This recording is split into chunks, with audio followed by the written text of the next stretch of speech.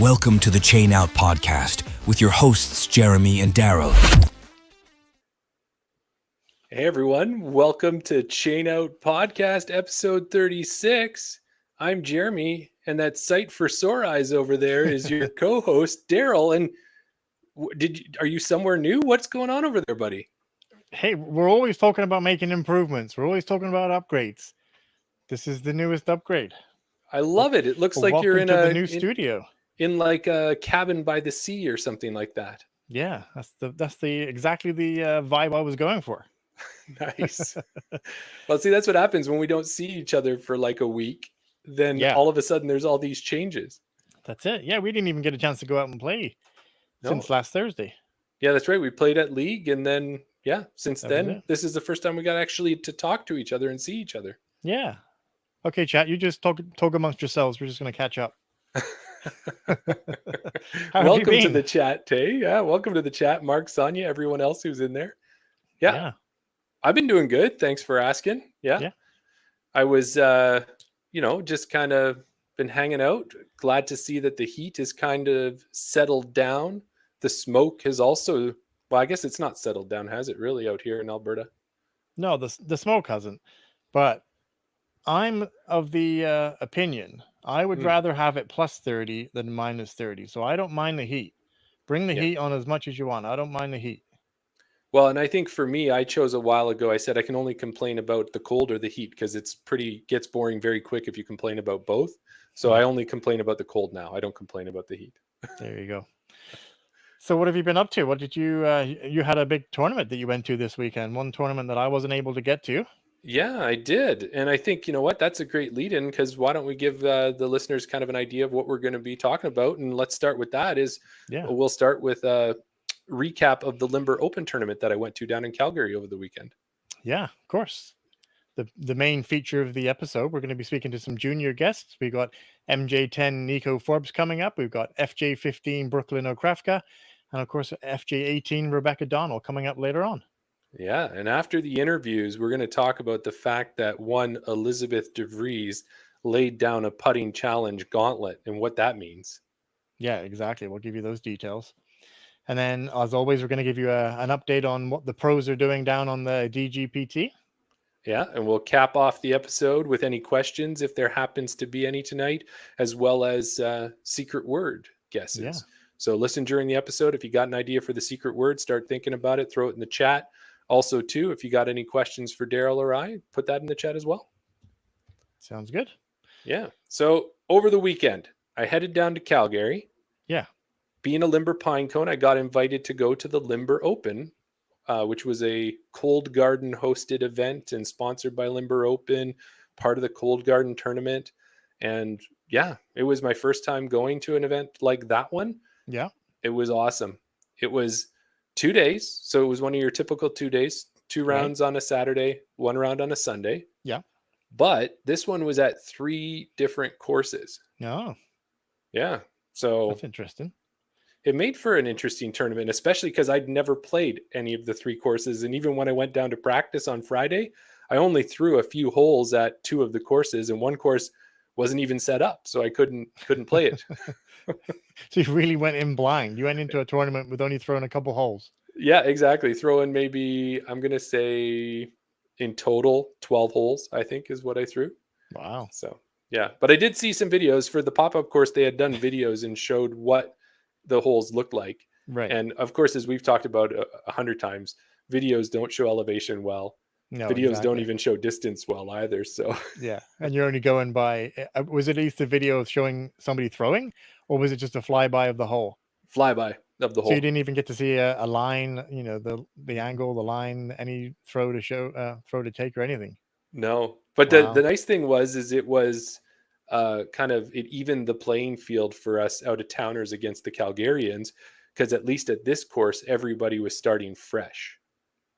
Right. Yeah. No. Exactly. Yeah. That's at least on one course. On one course, yeah. And then the other 2 courses, what they did tell me is they did try to change the basket positions on a few holes so that if you had a line memorized, then maybe it would help make it a little bit different for those locals. Right. Yeah. Yeah. But no, it was good. I did the 3 courses.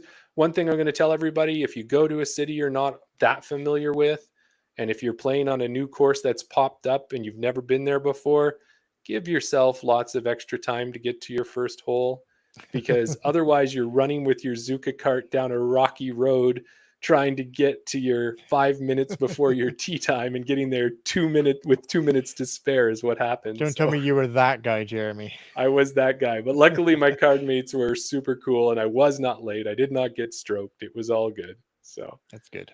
Yeah. But you know what? And which course was that? Which course was which order did you do the courses in? Oh, well, the first course I played was Elliston, which was the pop-up course. And that's at a park with a big, huge pond in the middle. Yeah. And lots of hills on the edges of the park. Yeah. So a lot of up and down, a lot of big throws, a lot of interesting throws over water. You know what? If you ever want to really question if you can throw 200 feet or so, just put water in front of you and you'll realize really quick how much ground play you rely on when you go past the 200-foot mark. Did you lose any discs? I put one in the water, but it was so close to the edge, Daryl, that I was able to pull it out, which was great. Okay. Yeah. But the tournament was good. A couple things that I wanted to throw out there was I did play with a lot of great players in MA40. I played with some guys with cool nicknames. I played with Nifty. Yep. I played with Ketchup. I played with Brandon out of Fort McMurray. I played with Eric and Jason.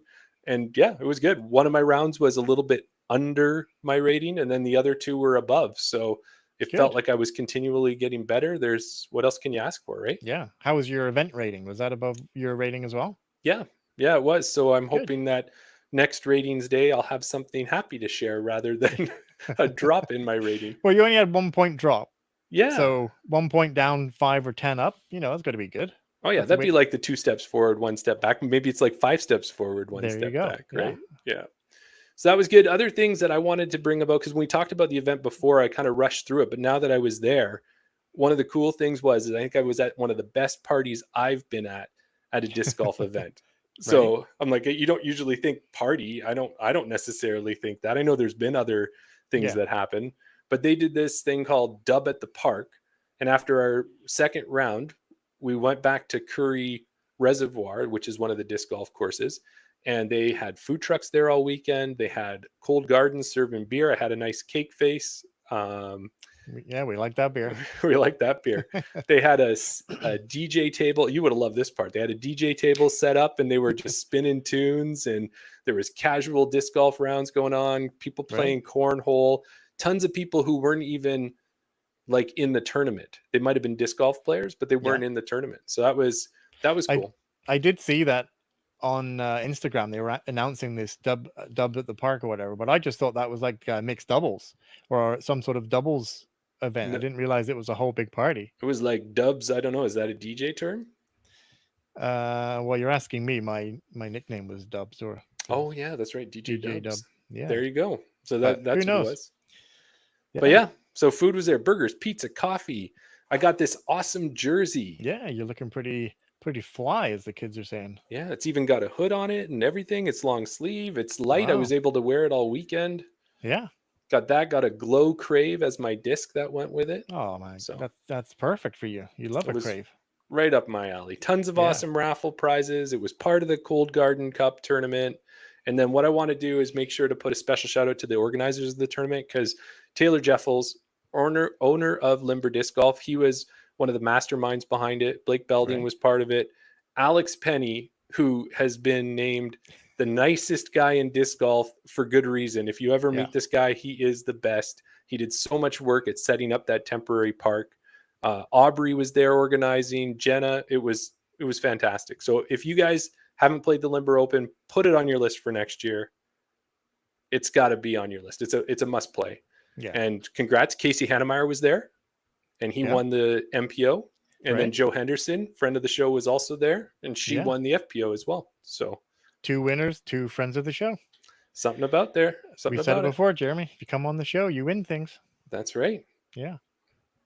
So anyways, it was fantastic. I did do a little bit of recording while I was down there. You can tell it was Jeremy and not Daryl because it was a bit rough, but I did what I could with the time I had available.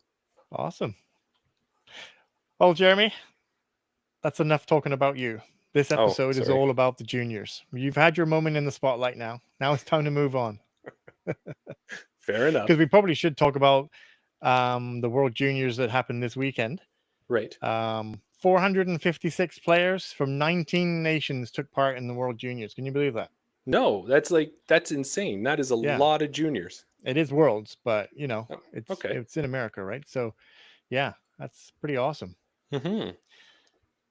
So, as we mentioned previously, we've done a junior episode, but we featured 3 Canadian disc golfers out of the Western Canada. So this episode, we thought, why not? Let's switch it up. Let's switch out to the East Coast. Well, there's a difference, though. Gabe helped us out with that one, right? Well, that's very true. Yeah, you were not here for the last one. So this will be your first junior episode. I'm excited. I'm pumped. There you go. Let's get right to it, Jeremy. Okay. Our first guest has Can I just say, before you do start giving your intro, which is a magnificent intro, if somebody happens to be listening in the chat and is listening to this, we're going to bring you on right now. Yeah, and should we count? Let's give it 5 seconds. 1, 2, 3, 4. There is a delay. 5, okay, and you're going to be on. Yeah. Our first guest has been playing disc golf since he was 3 years old. That's right, 3 years old. He is the youngest player to ever be sponsored by Innova. He hails from Peterborough, Ontario, and is 834 rated. Did I just see your eyebrows go up, Daryl? Yeah. Yes, that is 1 point higher than my rating. He plays in MJ10 and just won first place at Junior Worlds. Let's welcome Nikko Forbes to the show. Hey. Hello, hey, Nikko. How are you doing? Yeah, you're welcome. You're in an awesome room. Yeah, look I at like your the decoration. Thanks. This is our disc room. This is where my mom makes us store all our discs. Oh. So do you have any more room in that room for discs? It looks like the walls we can see are pretty full. Not really. No? What makes a disc get put on the wall? Is it discs that you've retired, or are they just prize pack discs? Most of them are pretty rare-ish, valuable-ish. You kind of try and have one of every main important room. Right. That's awesome. They're even color coded. They're all like yellow, orange, red, green. I like it. Thanks. Yeah. So how long has it been since you've been back from Worlds? Did you just get home, or have you been back for a little while now? We got in Monday. Okay. And did you fly or did you drive? We drove. We drove a total hour of 20 and split that into 3 days. Wow. Yeah, that's quite the drive for sure. Plenty of bathroom breaks, I take it. Yeah. And in that driving, Nikko, did you guys get a chance to stop and maybe hit some courses at all on the way back, or did you just want to get home? We wanted to get home. We didn't really have much time because we'd get there after like a 6 or 7 hour drive and then set up camp and mainly go to bed. Gotcha. Yeah. So imagine you were pretty tired from playing a lot of disc golf. You probably didn't want to see another disc for a while, hey? Yeah, my arm needed a bit of a break. It was a lot of disc golf. Yeah, definitely. Well, before we get into the Worlds part of the conversation, because we definitely want to talk about that, one thing we want to find out more about is we said in your intro that you've been playing disc golf from what we could see since you were 3 years old. How did you get into disc golf that early? How did that come about? So basically, my father loved the sport well before I was born. And I was basically born into it. He was he runs our league. He's the tournament director for most of our local tournaments. So I was basically able to just experience and mentor him. And I was really amazing because I loved seeing how he would put on the tournaments. And every time he'd give me a chance to just speak a little and welcome everyone. And over the years, those speeches got much, much better. Well, awesome. I can tell already, Nikko, that they are, because you're really well spoken. It's you're like one of our good podcast guests who knows what they're doing. Hey, Daryl? Yeah, exactly. So pretty much what you're saying, Nikko, is some kids, they say when they're rich, they were born with a silver spoon in their mouth, but you were born with a piece of plastic in your hand, right? That was probably one of your first toys. Yeah, there you go. Something funny about that is when my dad would play rounds, he'd sometimes bring me along. And when I was just like 2 years old, he'd be able to put me in his putter pocket. And to keep me quiet, he'd give me a mini. That's awesome. That is fantastic. Yeah, definitely, as you said, Daryl, born right into disc golf for sure. Yeah. So as you started to kind of get a little older and playing disc golf more, what was it that really attracted you to disc golf and said, this is what I still want to do? I want to play more of this sport. I really like the people in disc golf. I think there's a lot like-minded people in this sport. I also think that the feeling of winning personally is really, really good, and it makes me feel really good about myself. And I really just love the sport, love the rules, love the game, and I've really just had so much support from my local club and my father and my family that it's been really easy to excel and advance in disc golf. Great. That's awesome. Yeah. Now, you are a junior. Do you get a chance to play with some of the adults? Obviously, you've played with your dad. Do you get a chance to play with them? And what is it like playing with some of the bigger adults and then maybe out driving them or laying down some better shots? Is that pretty satisfying? It's very satisfying. We try once a week kind of to get out with our just local few of our friends. Recently, I beat my father in a tournament, and that felt really good. Ooh. That's awesome. And how did Dad feel about that? He was a bit distraught about his rating, but glad otherwise. He was happy for you. Yeah. I was going to say, as a dad myself, Nikko, I know that there's always that day is coming. It's just how soon is it going to come when your kid beats you at your sport, right? So There you go. When you get a chance to go out with your friends and go for some rounds of disc golf there, is that mainly when you're taking all of your Instagram videos and stuff like that? Because you're definitely prolific on Instagram. You know, your videos are out there. You're posting all the time, which is awesome to see. We mainly film during practice rounds. Okay. We do film every once in a while during a tournament, not so much just because it adds a bit of extra pressure. But if the phone's out to do scores or something, he'll click the video sometimes. And if I don't notice, it doesn't add any extra pressure. So, yeah. Yeah, that's good. Do you play any other sports, Nikko, or is it only disc golf? I play a fair few sports. Soccer. I play ultimate. I play ball hockey. I do swimming. So, yeah. Wow. That's a lot of sports to juggle there too, but I guess it would keep you busy, some of those ones, ball hockey and swimming in the winter when it's maybe not as nice to go out and play disc golf. Yeah, those definitely keep me busy. I like to have like maybe 1 or 2 rest days in the week, and those are usually one of them spent disc golfing. The others are sports and disc golf, and then the weekends are usually disc golf tournaments. There you go. And then I don't know if you're like us, when I have a little bit of downtime not playing disc golf, I'm usually playing Disc Golf Valley is what I'm doing. So on my phone. But Nikko, or go ahead. Oh, sorry, no, go ahead. Yeah, I was going to say another thing that we watch when Daryl was just mentioning about your videos that you put out there. One of the things that I noticed is you've got a wicked forehand. Like your forehand is amazing. And Daryl and I are still, Daryl's forehand's pretty good. Mine goes on and off. Is there anything that you can tell us that would be maybe tips on how to have a better forehand? Please, I need all the help I can get. Personally, a few things I focus on when I'm forehanding is you don't want to dip because then you lose power. You want to insert your disc into the wind, and I sometimes picture myself hitting a 2x4. Oh, so hitting a 2x4 kind of with your hand like that, yeah, or like a karate chop, basically. Oh, wow. Okay. No, that sounds. Jeremy, we had there's a local disc golfer in our area, Nikko, called Chad Gamlin. We had him on last week. He was giving us some great mental tips about putting into a basket, envisioning it's a dartboard and you're throwing a dart at a dart. Now you're giving us great mental tips about aiming for a 2x4. We got a lot to learn, Jeremy. Yeah. Now, I got to dig in a little deeper because we've got a really good forehand person on here, Daryl. So Yeah. the other one I have to ask you is, now, sometimes I think maybe I try and whip my arm too hard. Is that something that you have to watch out for? Is it supposed to be more of a just like a gradual flick, or what do you think on that part about it?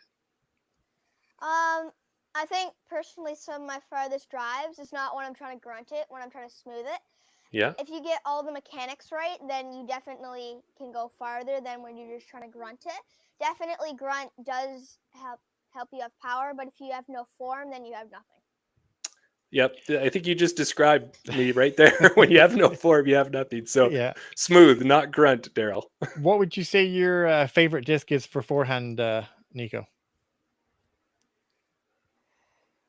Do you prefer like a touchy up shot, or do you prefer to get that nice long drive? I really like the Toro because it's reliable. I can put it on an Annie and it will come back. I really like it because it's easy just to put it under the basket personally. Yeah. Yeah. I you know what? And that's one of the Innova discs I have is a Toro. And I really do like that one. Exactly like you said, you can put that on a bit of a chopper and you know it's always going to come back the way you want it to. It also sits well, so that's handy. Yes. Yeah. Yeah. It doesn't catch a roller or anything like that too often. All right, Daryl, I think we got some good tips for practicing our forehands. Don't worry. I've been writing it all down, Jeremy. Yeah. Getting Nice. some good tip. Yeah. Why wouldn't I take tips from Nikko?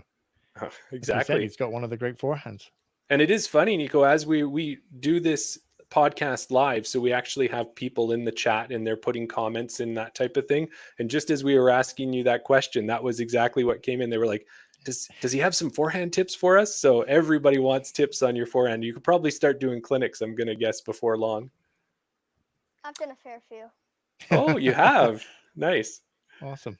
Well, not only clinics, another thing that we had noticed that you have is you have an organization called Nikko's Drive. Can you tell us a little bit about that? I'd love to. So Nikko's Drive is basically when I was younger and getting more competitive and to disc golf, me and my father started an organization, Nikko's Drive, and it's basically to promote and encourage junior disc golfers to play more disc golf because there's basically no one in my division. Like, I wanted more people that were able to compete with me so that I did have competition and it wasn't just me in my division or I'd have to play with adults. I wanted actually competition in my division. Yeah. How many so is that one of the things you struggle with in your area? There's not too many juniors out playing in your division right now?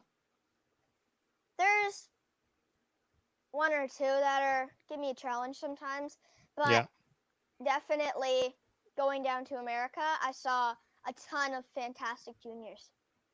Right.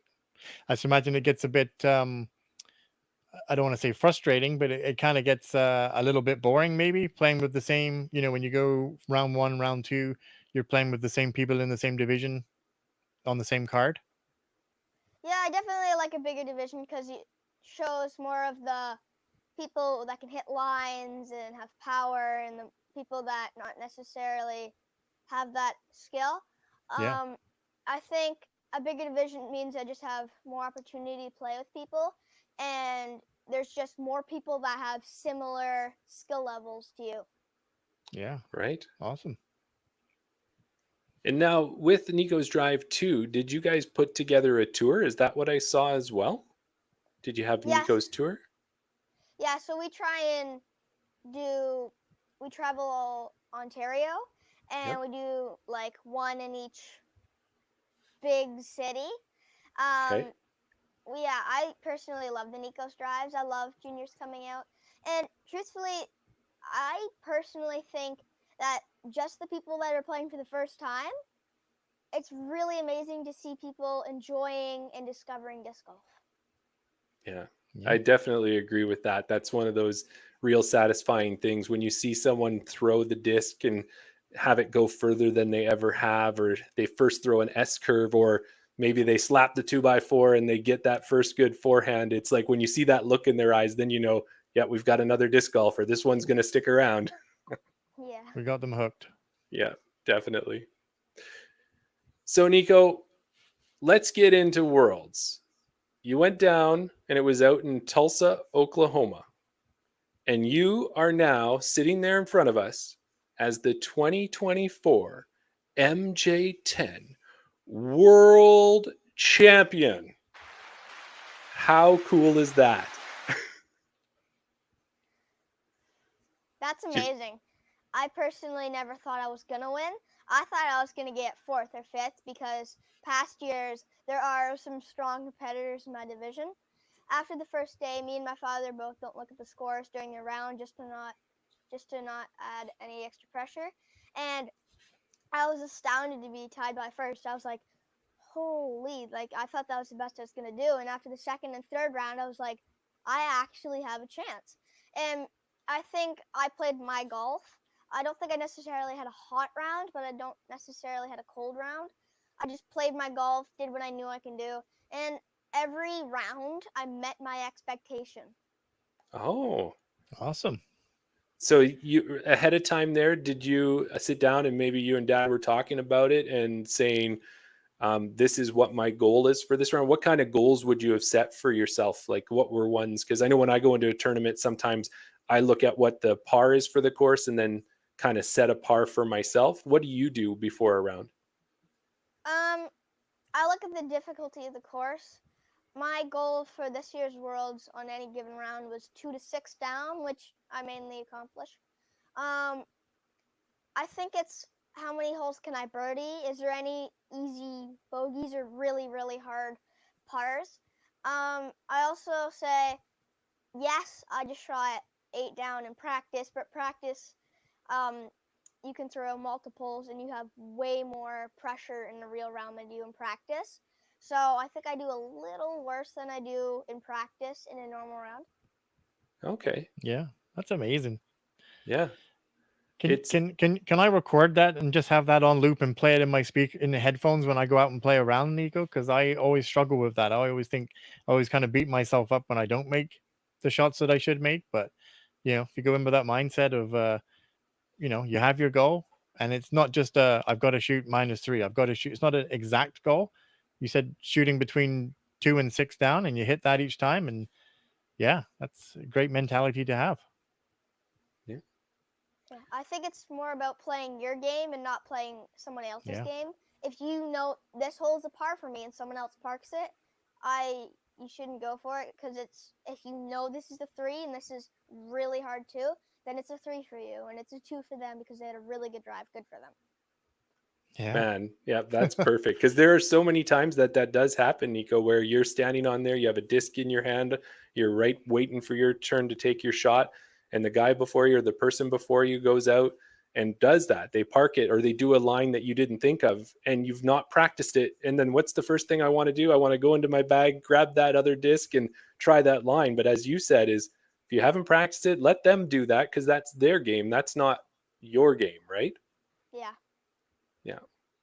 Oh, that's good. So while you were down there, what was your favorite part of the trip or of the event? Just any part of that whole time. Do you have, or it doesn't have to be one. If you have multiples, tell me some of your favorite parts of the trip. One of my favorite parts of the trip is the fly market. Last year, I traded up to try and get something. And last year I didn't succeed my goal, and this year I did. I started with 2 Nikko's Drive Tour Series discs. And after trading for about an hour maybe, I came out with a mini basket and a mini. Nice. Awesome. Yeah, that's a pretty good trade up there. How many trades did it take you to get there? Do you remember? I think anywhere from like 10 to 25. Wow. So you were pretty busy on the trades there. And did you have a good sales technique or were you eyeing people up and going, yeah, that person looks like they want what I have?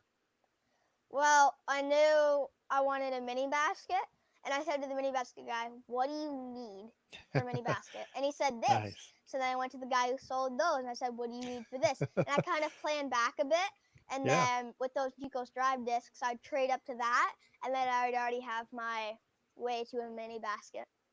Nice. Hey, got the strategy on and off the course, Nikko. I like it. And Nikko, is that a big part of Worlds? There is that fly market and trading and trading up and bringing stuff to barter with. Is that a big part of it? That's definitely a highlight for me. Yeah. I also really liked the players meeting. As you may know or not, I got to represent Canada and carry the Canadian flag. Personally, that was a lifetime experience. I'll never forget that. Being able to represent and make my country proud was an honor. Yeah, definitely that's did that. fantastic, Nikko. Yeah. We're glad that you had that opportunity because you are a great representative for Canada, definitely. Thank you. So now we know there's a big tournament at Worlds, but there's also a bunch of other events, right? There's long drive and some other things. What other events did you take part in? I took part in the distance competition, in the putting competition. Both I did absolutely horrible. The putting, I got like spit outs that I've never even seen happen. Like I had one go in the basket and like ride on the side and fall out like from 30 feet for 3 points. I'm like, this is just my day. Like let it be, let it be. There you go. Yeah, the distance competition, there was a strong tailwind, and the night before or two when we had practiced it, there was a really strong headwind. And personally, I don't do great in a tailwind because it pushes my disc down, and a headwind actually keeps my disc up and holds the ante. So I only threw about 230, and I think I could have thrown 260, 270. Oh, well, when I looked at that too, I had checked that out, and you, as you said, like you said you didn't do good, but you did good. You did really good still. You got 10th in the long drive with 267 feet, and the longest was 364 feet. But what that really told me was that you don't have to throw far to necessarily to win a tournament, because it's probably a lot more about how accurate and if you can put the shot where it needs to be. Would you agree with that? I'd agree with that. I'd also say that these courses, there wasn't too many bombing opportunities. The bomber holes were usually 350, so most people didn't birdie them. I'd also say that these courses were definitely forehand friendly. And a difference I noticed from Oklahoma Worlds and Peoria Worlds last year is Oklahoma I personally loved because these courses were actually very technical, and you could definitely see the people that had more technicality and can control their line and power, and the people that not really, that can just spray it out there, pitch it up to the basket, and put it in. Right. Gotcha. Sorry, Jeremy, I just want to interrupt for 1 second. Yes. Because we were talking about it, so I have to put it out there. Yeah, that's a great photo there of you carrying the Canadian flag. That's awesome. Now, I also noticed too, you've got some pretty cool hats that you wear. What is it about those hats and why do you like them? Personally, my eyes suck in sun, so I always wear a hat. I also like a hat because I wear feathers in my hat, and I think it's a very good way to represent Canada. And also, I like the style personally because every player has their style, and I think that I've kind of not so much made this my own-ish. Yeah. Where did that tradition of wearing the feathers in your hat come from? When I was 6, probably, we'd find really nice feathers on the course sometimes, and we'd just like, hey, I like this feather, and put it in my hat, and it just looked really cool. Yeah. Yeah. Stuck No, ever since. It does, and it's easy to spot you too. Well, of course, your flowing hair is another easy way to spot you, but the feathers, if someone wasn't sure, if someone else had hair similar to yours, the feathers would make sure we'd know it was you. So I do like that. Now, if we want to go back, you played 4 rounds at Worlds, and then you had to go into a semis, and then you had to go into a finals. So how did it go for you, say, with nerves and excitement and that type of thing? Was it different as it went along? And, knowing that you made semis, did it start to get more nervous, or how did you feel along that path? After the first day, I was very astounded that I got first. After the second and third day, I was like, I actually have a chance. And after the fourth, going into the semis tied for first, I was like, play your golf and you can do this. the semis are definitely nerve-wracking. I really wanted to make the Final Four because of my trajectory in the last 3 rounds. After making Final Four, and Nolan Waters shot the round of his life with 12 down and beat me by 1 and was beating me by 1 going into the final 9. After the semis, which are in the morning, and the final 9 was in the afternoon, me and my dad went out for slushies. And it was so hard to eat because we were just so nervous. Me and my dad in the morning were actually like gagging because it's just so much pressure. It's like, I know I shouldn't be feeling this way, but I almost feel it's mine to lose because I've been first or tied for first this entire time.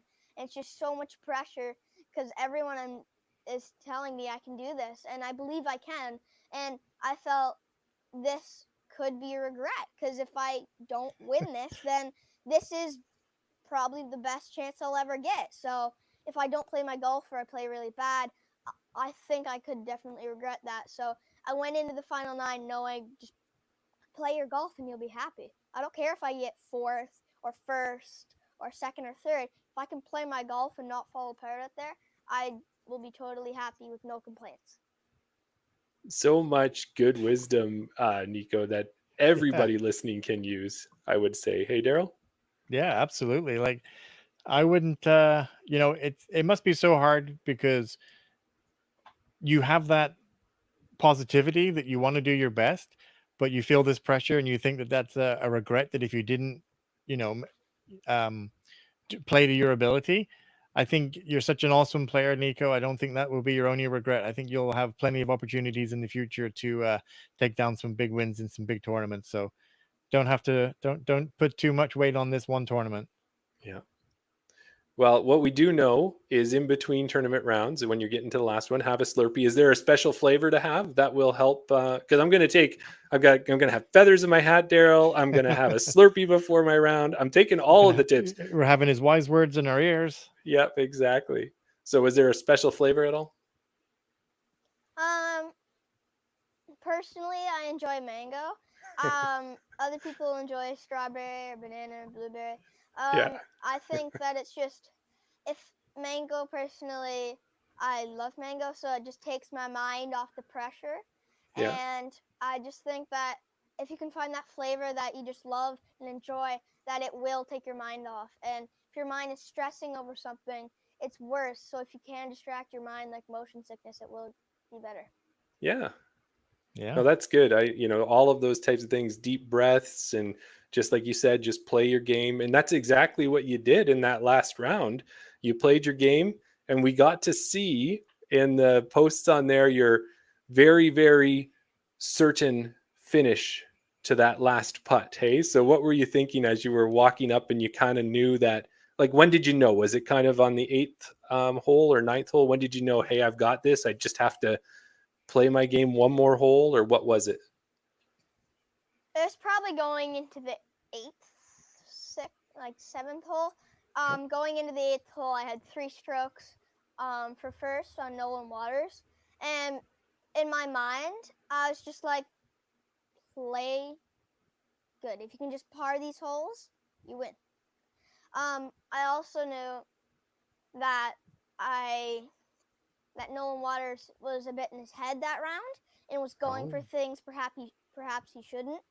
Like the one time he went for something and it went 30 feet long, and he made the comebacker, but it was just so much stress to do it. I also think that going into that like final 5-6 holes, I knew I had a chance to do this. So I took one of those neck fans, and since we never used headphones before, I propped it up like headphones and turned it on to level 2.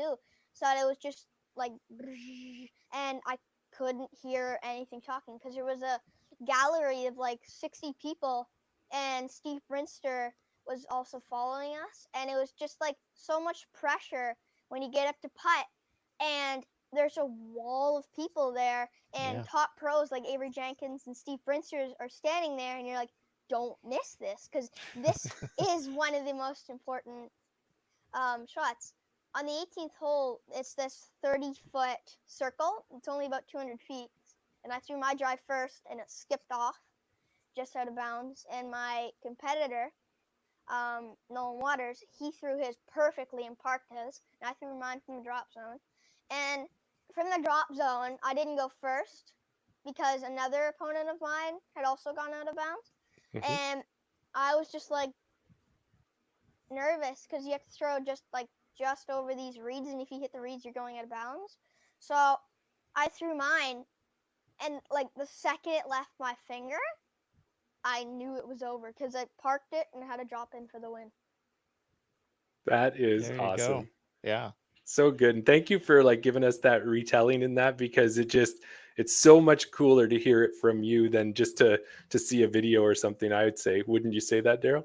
Yeah, absolutely. Like we saw you drop in that putt, and yeah, it was just so awesome the way that you just, you even marked your disc. You got up there, you took your time, and you made sure to drop that in for the win. So yeah, congratulations.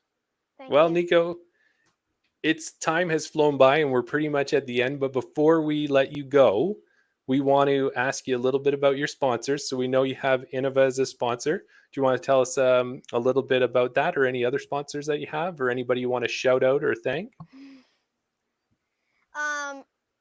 I'd like to thank my family, personally my father, for being one of the best caddies I've ever had. He's a great mental coach.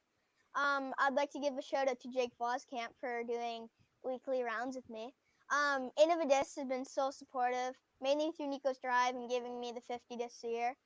They've been really great about helping me, like, for example, pay for the Worlds. They made sure that they paid everything so that we could get in. Innova Discs has been wonderful to us. They've given us very cheap discounts that we didn't even think were possible. They've given us multiple umbrellas and towels and hats and minis, and I'm just so thankful for them, to all of their support. And they have a lovely staff, and we went there this March break to the factory, and their staff was just beaming, and they all came out to see me, and that was very nice.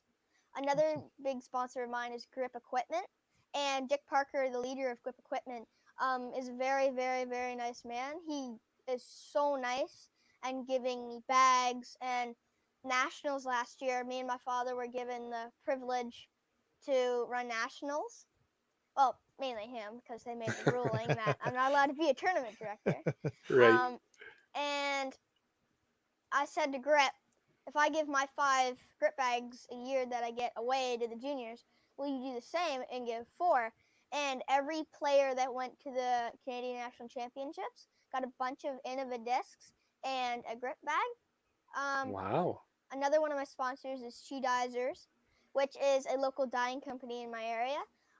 She's a very, very nice person. They have it's her and her husband, and I love her dyes. Ooh. Wow, that's a cool guy. Yeah. She used to be an artist, and her husband got into disc golf, and she got into disc golf for a little bit. And she's like, she sees these other dyers, and she's like, hey, I can actually do that. And my final sponsor is Project 15, and the builder of the course and owner of the course, because it's on private property, is Gabe. And he has been amazing to me, letting me and my father run tournaments at this course. Another shout out to Skeet, who actually designed me a stamp. That was really cool.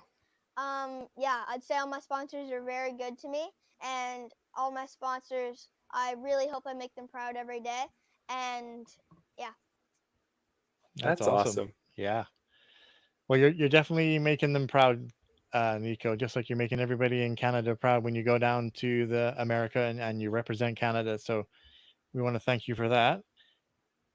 If people want to follow you on Instagram, which you can see all these lovely forehands and all your practice runs and all that, where can people find you? Don't worry, I got it. I got you. There we go. There we go. Yeah. At Nikko Jesse 64397. That's how you can find Nikko on Instagram. Funny thing today, we were gonna go play League, and my dad went down to the zoo and said, "Oh, I'm just gonna talk to one of my friends and deliver something." And then he said, "Oh, come down here, where I'm running a bit late. We need to run to League." So we get there, and I walk around. He has the van placed like this, and I walk around, and everyone, there's like 20 to 30 dudes and just yell, congratulations, and it's all my like best friends and a few guys from the league. It was really, really amazing. I was so overtaken with joy that so many people came out to recognize my accomplishment. We had a little 9-hole tournament with CTPs on every hole, and it was just a super fun time today. I really enjoyed it, and people were so supportive. That's awesome, Nikko. And we're so glad that you got to have that experience in Worlds. And I'm sure we like to talk to a lot of players in Canada and put the spotlight on Canadian players. And I'm sure we'll be talking to you multiple times as we get through the years here. Hey, Daryl? Yeah, absolutely. Just want to, before we let you go, Nikko, we just want to give Mum and Dad a round of applause as well. Yeah. Doing an awesome job. Thanks, Mum and Dad, for letting Nikko come on the show. Yeah. So thank you so much, Nikko. It's all about you, Nikko. Don't worry. Yeah, it's all about you. Oh, there's Dad too. There he is. Thanks, Dad. My parents are my biggest supporters. I could not do any of this without them. He's personally the best caddy in the world because he really helps me with my mental game and knows exactly what to say. My parents are so wonderful to me and helping me do disc golf. They spend so much money on taking me places and training for disc golf that it's insane.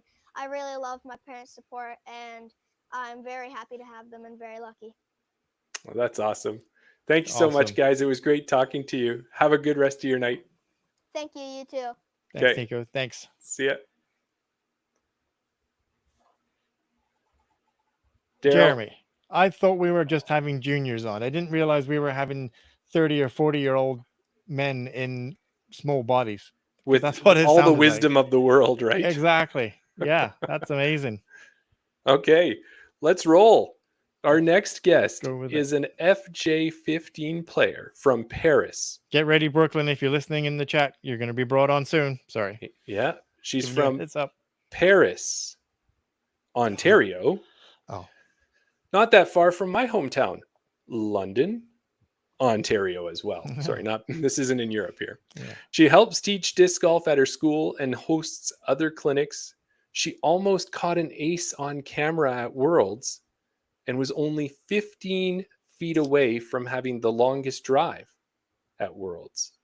Let's welcome Brooklyn Okrafka to the show. Hi. Hey, Brooklyn. How are you doing? I'm good. How are you? We are doing awesome. Give me 1 second here because I can hear an echo. Pardon? I can hear. We can hear a bit of an echo here, so I'm going to try and clear it up. Okay. You can carry on, Jeremy. All right. So now we know that you are from Ontario, but you're not in Ontario right now. No, we're in the Smoky Mountains in Pigeon Forge. We just came up here from Worlds. We're just staying here for the rest of our vacation. Okay. So you've made a vacation out of the trip to Worlds? Yep. And what's it like in Smoky Mountains where you are? It's great. It's a little bit warm, but nothing more than Ontario, and it's so pretty up here because of all the mountains and the nature. It's gorgeous. Yeah. Nice. Do you have your headphones in? I do. Because I think your audio might be coming out of your speakers. Okay. It's okay. I'm used to technical issues with Jeremy. All the time with you, Brooklyn. Let me see. Is it working now? Well, if we speak. Yeah. Yeah, there you go. You fixed perfect. it. Awesome. Sorry about that. That's okay. No, we've had every type of experience you can imagine, from no sound to echoes, and Daryl always finds a way to get it fixed. So now you've been a PDGA member since 2021, but is that when you first started playing disc golf, or when did you first start playing? No, I started playing in 2020 in the middle of COVID. We were playing at the Green Lane Park, and all of a sudden my brother pointed out the basket and was like, "What's that weird thing over there?" And so my dad researched it a little bit, and then we went and bought some discs. My first disc was actually the Jade from Latitude 64, which is a great disc. Like, I still use it right now. And I took it a lot more competitively than anyone else in my family did. So then I got the PDGA in 2021, and that was when I first played. It was the first tournament I ever played was the Women's Global event in London. which I played with 2 other girls in FJ10, and I did end up winning, so that was really great. Awesome. Well, I was mentioning in the intro there that you're in Paris. I actually grew up in London. So, Really? yeah, that's where I was from. So, not too far away. Now, with London, you've got St. Julian's. Is that where the tournament would have been, or? Yeah, it was. Yeah. It was a while ago, so I don't really remember the course much. Yeah. But yeah, I'm pretty sure that was the course. Yeah, no, and that's cool because I didn't know it, but I grew up there years and years and years ago. And apparently, when I was your age, that course was there as well, except I didn't find it like you had found disc golf at another course there. If I had, maybe I'd be having these conversations with podcasters. Hey, Daryl? Yeah, maybe. Maybe. Now, growing up, most kids get a chance to play other sports. They play soccer, they play baseball, basketball, whichever it is. What is it about disc golf that attracts you to that sport over any other one? Well, I've said that it was love at first throw, but yeah, it's just really fun and it's outdoors, which is great. And I am a little bit of a competitive person, so me being completely in charge of my own score is something that I can't really do in other sports when I have like a team and it's not all up to me, which can be a struggle in team sports, but it's okay. And I also have like a great community that supports me. I have a lot of friends and things like that. And most disc golfers that I meet are really great. And also like you can practice it almost anywhere. I've practiced disc golf like at beaches, just throwing around with some friends. I've thrown around at parks. I also threw at the Nashville Parthenon, if any of you guys saw that. But We did, yeah. I saw that, yeah. In your nice purple boots. Yeah. Do you play any other sports, or is your main focus just disc golf right now? I do dance like recreationally, but I will play any sports. I play like volleyball, basketball, like anything. But the main thing that I do that I spend all my time on is disc golf. Yeah, and it shows. Definitely. When you were saying there that you play disc golf almost anywhere, I think even to maybe the I don't know if I want to say frustration, Daryl, but to some of my family members, I've even had it. I was like, I bring a handful of discs, I'll set up a lawn chair, and that will be my putting basket, and I'll putt to a lawn chair because you're right, you can play it almost anywhere, and that's a fantastic thing about the sport. Now, one thing we noticed as well, Brooklyn, from last year, is that you set some goals for yourself, and I love that because I'm a goal setter. Daryl, not so much with the goals, but is that fair, Daryl? Is that fair? No, that's absolutely fair. Okay, I don't want to throw you under the bus. No, I'm not going to bring it down. I'll let you. You're in good company with your goal setting, so we'll go on that course for now. Yeah. So we saw that you'd set some goals, and not only did you set them, about 5 goals there, you hit every one of them and nailed them. Did you set some goals for this year? And if you did, what goals do you have? I set a few. I want to keep playing tournaments like Worlds where there are a lot of girls in my division. It's a lot more fun to have girls that are my skill level and my age, and that's sometimes hard to get both in local tournaments. I also want to obviously keep improving my rating and get a better forehand. I want to have it like consistently, where if there's a forehand line, instead of pulling out like maybe an Annie that might turn over, where a forehand would just go and hold the line the whole way. As well as I do want to play in some FPO tournaments, maybe not turn pro, but just to have that like a little bit more competition. Yeah. Well, if you're looking to improve your forehand, I have a great tip for you. If you imagine you're hitting a 2x4. I don't think it comes across the same way when we say it, Daryl, but No, I think exactly. the fact that Brooklyn's in Ontario and Nikko's in Ontario, there might be someone over there who can help you a little bit with the forehand from what he's already helped us just over the conversation we had with him earlier. So You mentioned it there. I just want to touch on it again. Is that something that you find? We mentioned to Nikko that he wants to grow the sport and get more juniors in his division because he doesn't have a lot of other juniors to play with. Is it more difficult for you to not only get more juniors, but also some more female juniors to play with as well? Well, not a lot of them join, but I do, like at my school, I spread the word a lot. Maybe annoyingly so, but I will tell everyone, I'm like, hey guys, I'm going to a tournament. Like, if you want to sign up, it's like for fun, just sign up. But none of them do. But I do clinics at my school. Sometimes I will like bring some discs and have like a class come out and throw. Some of them do really like it, and some of them are like they don't. But Yeah. yeah, there are some people at my school who I found out do like their dads play disc golf and they do play disc golf a little bit, which I'm thrilled about, but they don't play it as competitive as me. They don't like do tournaments, so I wouldn't really see them. But Right. it's good to know that they're playing instead of just like not. Yeah. That's so awesome that you're giving back and trying to get more people into the sport. So you do clinics at school, and do you also do clinics outside and of school as well, like for other organizations? I did one local clinic with the library in our town. We had like about 25 people show up, which is amazing, and some of them took to it like quite seriously, and I'm pretty sure they kept playing. And some of them were just there for fun, which is okay. They were there. They showed up. Yeah. Yeah.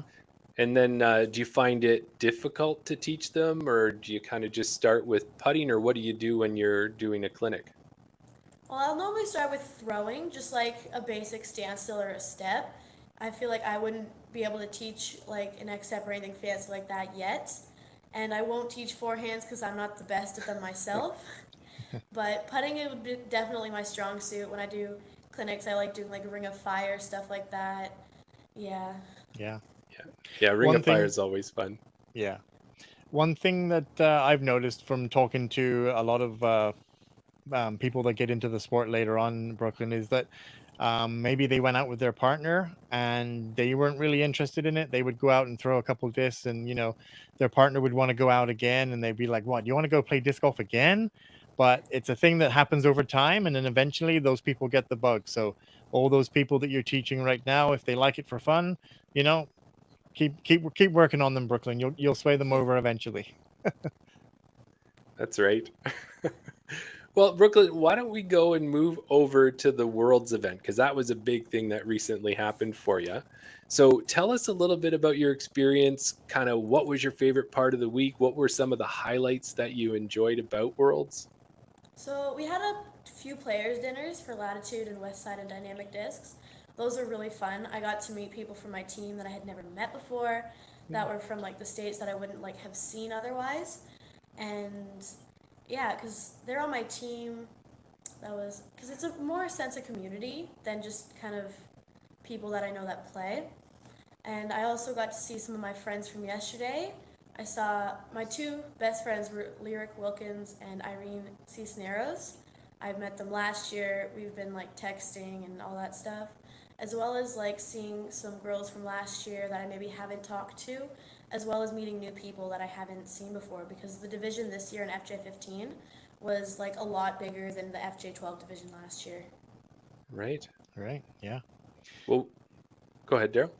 No, I was just going to say that we noticed that you did that meetup with a lot of the team players there, and you actually got to meet Zach Melton as well for ice cream. That must have been a pretty good experience getting to meet him.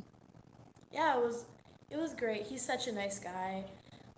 It's great that he's on my team and that like I can talk to him like as if he is on my team. Which yeah. And you mentioned also that seeing, you. like, sorry. No, Also go ahead. like seeing what I could grow up to. Like if I stay on this team and do become pro, like that might be what I would be able to do, is like come to players' dinners with other juniors and stuff. Yeah. Yeah, Oh, that's yeah. awesome. You mentioned about the first disc you ever threw there was the Latitude 64 Jade, and you still throw Yeah. it today. You're obviously still sponsored by Latitude. Is that the kind of have you always thrown Latitude, or have you dabbled in other I discs as well?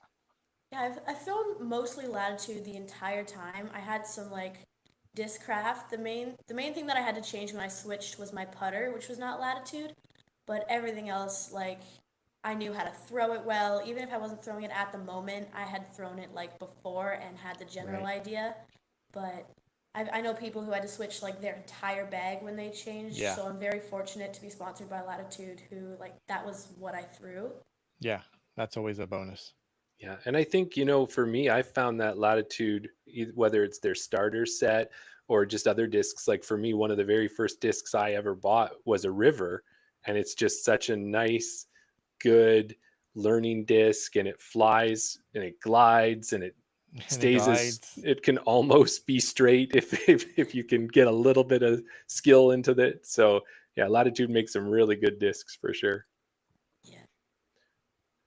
So when you hung out with Zach Melton there, did you get to meet any of the other Lat 64 players while you were there? I got to meet Kayla Hess, who won FJ 18, which is great for her. Yeah. And some people I knew, like there's a girl named Nova who I knew from last year. Okay. But everyone else I've never met them before. Like Ava Mayer, I just met, and there's a guy named David and Virginia, and I don't know their last names. Sorry, I just know their first names. Yeah, you met a lot of people in a short amount of time.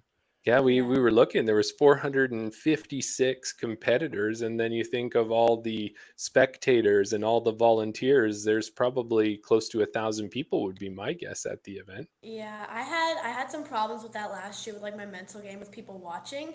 It took me like 12 holes to get into it and like to be throwing well. So I really worked on that, and now it's like instead of it's the first 12 holes, it's more like the first 3. And sometimes those 3 can be really rough. Like the first day, the first round, my first 3 holes I was +4, which I was not very happy with. But like again, after those 3 holes, like the rest of it, I only shot +2, which I'm happy with. So yeah. Would you say is this one of your favorite events that you get to do, and is it something that you'd be going back every year if you can? Yeah, definitely, because again, there's so many juniors and so many people that are in my division that are juniors, and there's so much like support. It's just great. It's a really greatly run tournament, and it's so fun to play in. Like the players packs are great. It's just an amazing tournament. Nice. Yeah. Now there's a lot of different courses that you get to play over the days as well. Did you have a favorite course out of the ones that you played? I really liked the last one, which was White Hawk. I actually played that really, really well. Throughout the first 17 holes, I was even, and then I triple bogeyed the last hole, but Oh no. I'm still really happy with how I played. It was really good, like with all the other girls playing. And what is it about that course? Is it a wide open bomber? Is it more of a wooded course? What was it that you liked about it? It was wooded and like it was not too tightly packed, but there was trees. So you did have to hit your line, which I do think that I am good at because my home course is like that. But yeah, it was. I also played it great, which might be a little bit to the reason why it's my favorite. But yeah, it was just also really pretty. Like there were some holes where you just look at and go like, "Wow, that's beautiful." Yeah. Yeah, I saw even from some of those posts and pictures that you had put up there, even the tee pads themselves on some of those courses looked like they were amazing. It wasn't just a bunch of dirt. It was this well-designed, multicolored, good textured tee pad. So that they Yeah. have some good looking courses down there. I know the Twin Bridges course looked really spectacular with the mulch or the rubber mulch and the actual greens that they had set up there. It looked really nice. Yeah, that was great. It kind of stopped your disc because if you like normally Yeah. at my course, if you hit it, you could like go 20 feet to the right and then have like a longer putt for birdie. But here, if you hit that mulch, you are there. You have a birdie. Yeah. Nice. It was totally grippy. All right, that's a tip for our local Edmonton courses. Let's get some of that mulch, but you're probably going to have to put it at least 60 feet out for me to grab my disc. So also too, Brooklyn, as you've been playing and you've got a chance to see other players, do you have any favorite Canadian players or touring disc golf pros? I like all the Canadians. Yeah, they're great. I play with a girl named Isla in some tournaments, and she's really fun to play with. Nikko's great. So is Rebecca Dawn. She's such a good player, and she's such a nice person. So also like Austin, and Oz. He was at a club that I went to, and he was really nice. He was really helpful with like tips that I needed for putting. It really helped me improve. But yeah, like also Thomas Gilbert, who was I met him and I played with him. Him and Oz was doubles partners at nationals, and me and my dad got to play with him for a round, and it was awesome to see the kind of things that they can throw in person. Yeah. Like, they just threw over forests. Like, that was just insane. Yeah. Makes you want to question disc golf when you see the lines that they're taking, and you think, Yeah. how do you even see those lines? It's pretty amazing how they can throw. And we've interviewed Thomas before. He's such a nice guy as well. Yeah. Yeah. I also No, know Colleen McGinnis. I'm pretty sure she was on this podcast not too long ago. Yeah. Yeah, yeah. she's my coach. She teaches me. She's really helped me improve my driving and my accuracy, which is something that I did really need help on. I was hitting trees like everywhere, and coming like right from the winter, it helped me like loosen up for other tournaments. Yeah.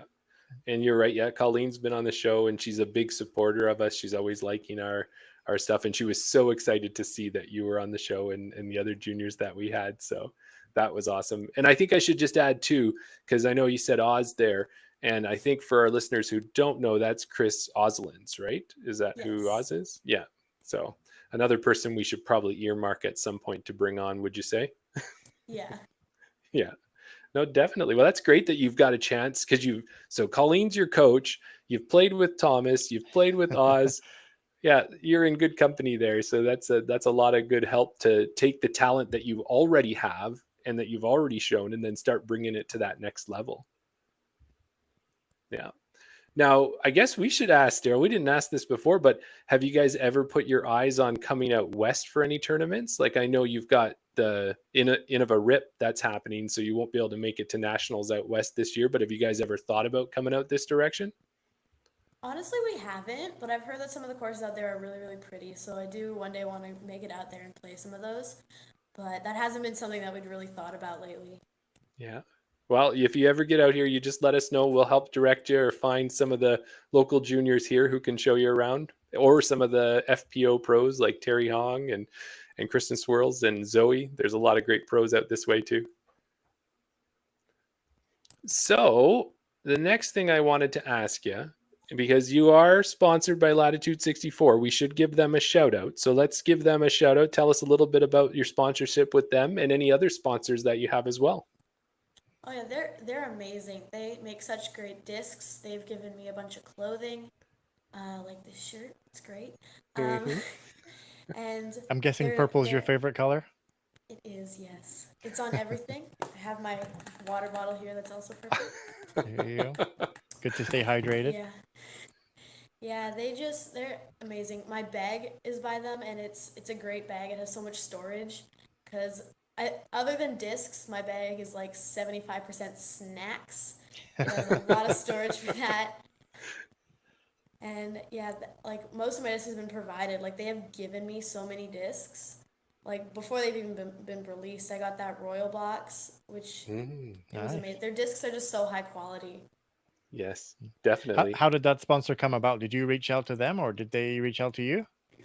Yeah, I did go through the application, but yeah, when I wanted to sponsor, Latitude 64 was like the first thing that came into my mind, because I thought, like, what do I throw? Like, Yeah. like, what have I seen? I'm like, yep, Latitude 64, that's what I want. Nice. And with that too, you're sponsored by a company that happens to also sponsor Kristen Tatar. So it's, I Yes. think you're winning. You're pretty much high up there when you've got that as the leading FPO player in the league, that person as the leading FPO, and they're sponsored by the same person you are. You're in really good company. So Yeah. you think there'll be a chance where you'll get a chance to meet her sometime down the road? Oh, I hope so. Yeah. I've like on Instagram, I've seen all of her things. She's just so amazing at playing. Like, her putting is so good. Just like, I'm just in awe at like how good they can play in tournaments. Yeah. And just how composed she is too. Like, you talked about being nervous with the cameras. I don't think, there could be a big lightning and thunder behind her, and I don't think it would throw her off her game. She's just so focused. Yeah. Have you had a chance to try the new the Project Grip discs? I did. I got a box from them. My favorite one there is the Grace. I find that it fades a little bit more, which is really good for me, because sometimes I like to flip it a little bit. Right. I also really like the Pure by the Project grip. I've been struggling to find a nice 100-foot and out upshot disc that doesn't fade way too much. And that's just a great thing. It can get around trees. It has a nice S line, but if I put it on hyzer, it can go completely straight. So it's a great disc. Yeah, that's awesome. Well, Brooklyn, as it happened when we were talking with Nikko, the time just flies by and we're already through pretty much 30 minutes here. So we appreciate you taking time out of your vacation to join us, and congratulations again at performing well at Worlds and representing Canada. Is there any last things that you'd like to shout out before we let you go? I have a couple more people that donated to me. I have a club near me that's the Paris Optimist Club. I went and talked to them for a little bit, and they helped donate it to get me down to Worlds, which is great. I also have I did fundraisers, and so many people came out to support me.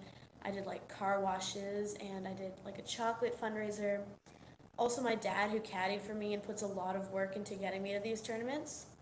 And yeah, all my friends who have been there the entire time. Yeah. Awesome. That's awesome. Yeah, it takes you're out there playing and performing, but it takes a lot of help to get there and to make it all happen. And yeah, it's good to be thankful for that. So that's fantastic. Well, Brooklyn, thank you so much for joining us. We look forward to talking to you. I'm sure in the future you're going to win some tournaments, and we're going to be having you on the show before you know it. Okay. Thank you for having me so much. It was great. You're awesome. You're very welcome. Perfect. Thanks, Brooklyn. Have a good night. Thank you. Okay. Have a good night. Man, I was never this wise when I was this young, Jeremy.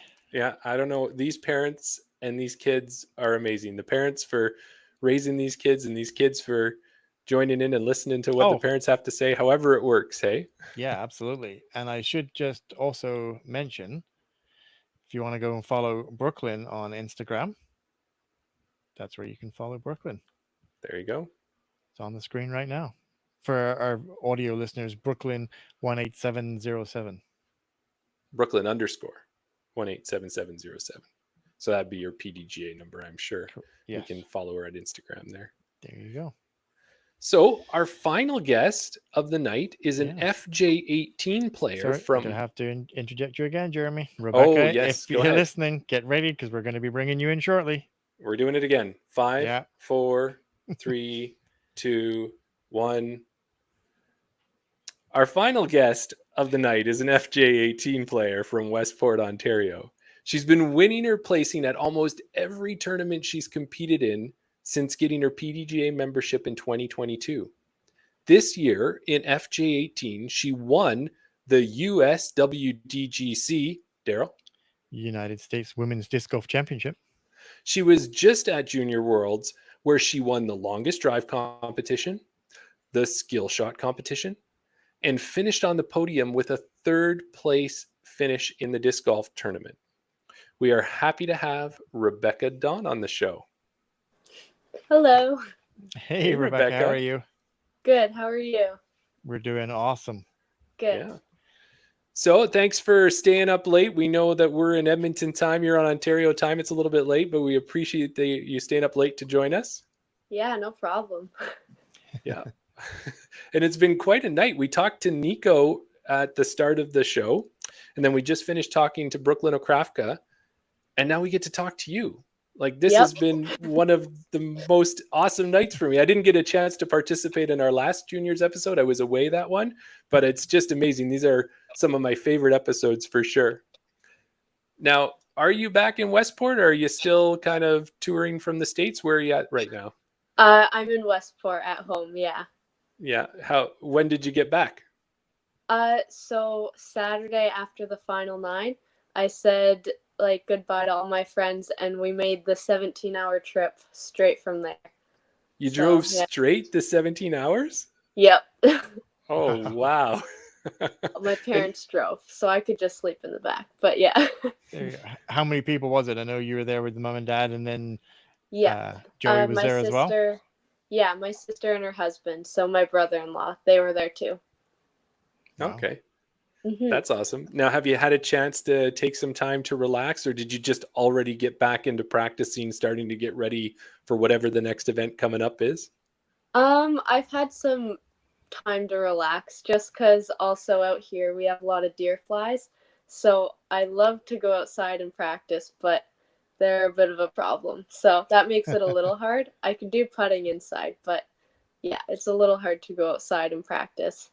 Oh, and you know what? I've not had much experience with deer flies. Obviously, out here out west, we have a ton of mosquitoes that we're constantly battling. Yeah. Is there anything you can do to stop the deer flies, or what do you do? Not really. Yeah, you just have to tough it out. It's the worst in July, though. So once this month is done, it should be a lot better. There you go. Well, Rebecca, in preparing for the interview, we reviewed your PDGA page. And it looks like from the moment you started playing disc golf, you were winning tournaments. As soon as you started... Yeah. Exactly. Can you tell us how you got into disc golf and how you got good so fast? Yeah, so I think this is my third year competing, and I had like about a summer, and I started in the summer and played a bit in the fall, and then that spring I had gotten into my first tournament. But how it came into the family was my sister. I have 4 older sisters, so my second oldest sister, her husband brought it into the family. So my brother-in-law Joey, he and his brother played a lot of ultimate, and then his brother found out about disc golf, and now he's a local pro. But yeah, he showed his brother Joey, which then when he married into our family, then he showed our family, and now we're all addicted. So yeah, I think we're on our 4th year knowing the sport now. But yeah, I think he showed us in early summer, so then I played during the summer and in the fall, and then in the spring was our first tournament. Okay. And how many is it from your family? Is it everybody, mom, dad, and your sisters as well? Yeah, everyone. Wow. Yeah, awesome. We travel as a whole family when we go to tournaments. And then for our listeners there who might not know, that would be Joey and Jake Voskamp. Is that right? Yeah. Yeah. Okay. Yeah. Awesome. Good. Yeah. So before they introduced you to disc golf and everybody got addicted, were you playing any sports, or do you still play any sports now that are not disc golf? I love sports. So I've been playing at school. I try to do as many as I can. So this year I did basketball, volleyball, track and field, and soccer. So those are like some of my favorites, but my top 3 are probably disc golf, volleyball, and track and field. Oh wow. Yeah. What was it about disc golf that made you decide to focus on it? Like, what was it that made you want to get into it? Obviously, we know that Joey got you into it, but what made you kind of stick with it? I mean, Jess and Joey would talk about the tournaments they went to, and I was like, oh, that's pretty cool to hear about. But yeah, I don't know. I think once I learned how to throw, it was like, oh wow, this is actually really cool. And it's different than like a lot of the other sports I play. Like I guess track and field is like that too, but it was an individual sport, and I wasn't like I didn't really do that a lot, so it was just like a cool idea that like, wow, you can travel and do tournaments and like get really good at this game, because they would show me videos of like Nikko, and I was like, what? Like this 7 or 8-year-old is like so good. That was crazy. So yeah, it was cool because no one else really knew about it, and like it's a new sport, so like no one at school knew about it. So it's like, wow, this is kind of cool. I'm gonna continue to play and then see what happens. And yeah, the first tournament went really well, and it was just like, wow, this is like super fun. Yeah, it's a lot different to like baseball or volleyball, where you hit a ball and it goes straight, and you're obviously aiming to where you're gonna to hit the ball. But with a disc, a frisbee, when you can get it to avoid the trees, when you can get the S turn, when you can throw these forehand hyzers, backhand, there's so many different shots. It makes it a little bit more exciting than just putting a ball in the back of a net sort of thing. Yeah.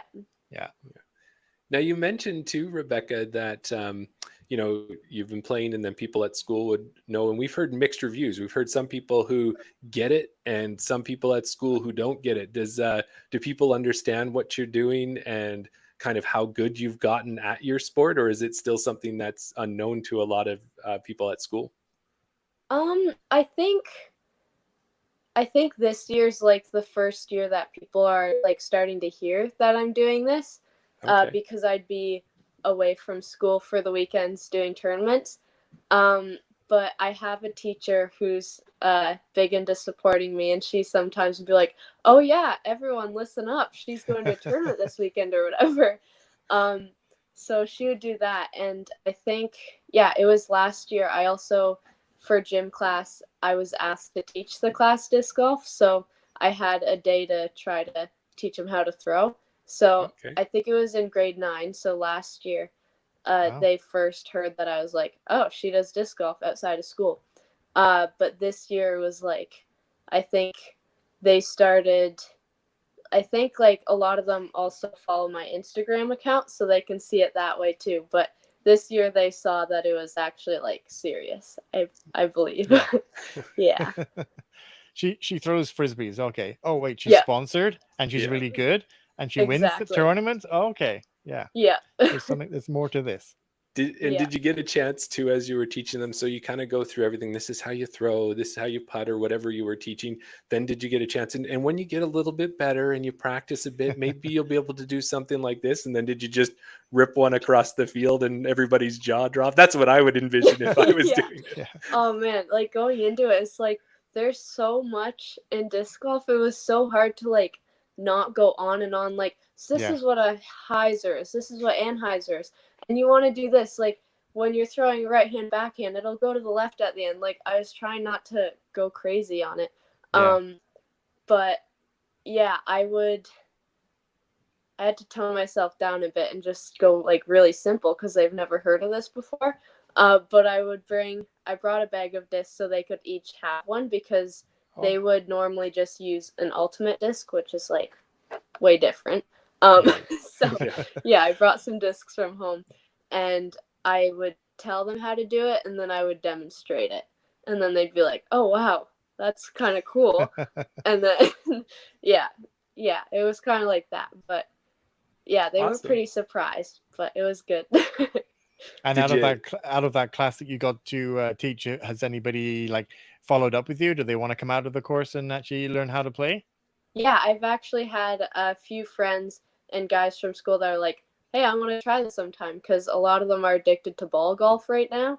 And so then they're like, oh, disc golf. It's a lot cheaper and it looks pretty cool. So I've also brought discs to school during lunchtime, and then people would come out and just throw in the field, because we have a huge backyard, so it's perfect for learning how to throw. So yeah, it's got people interested.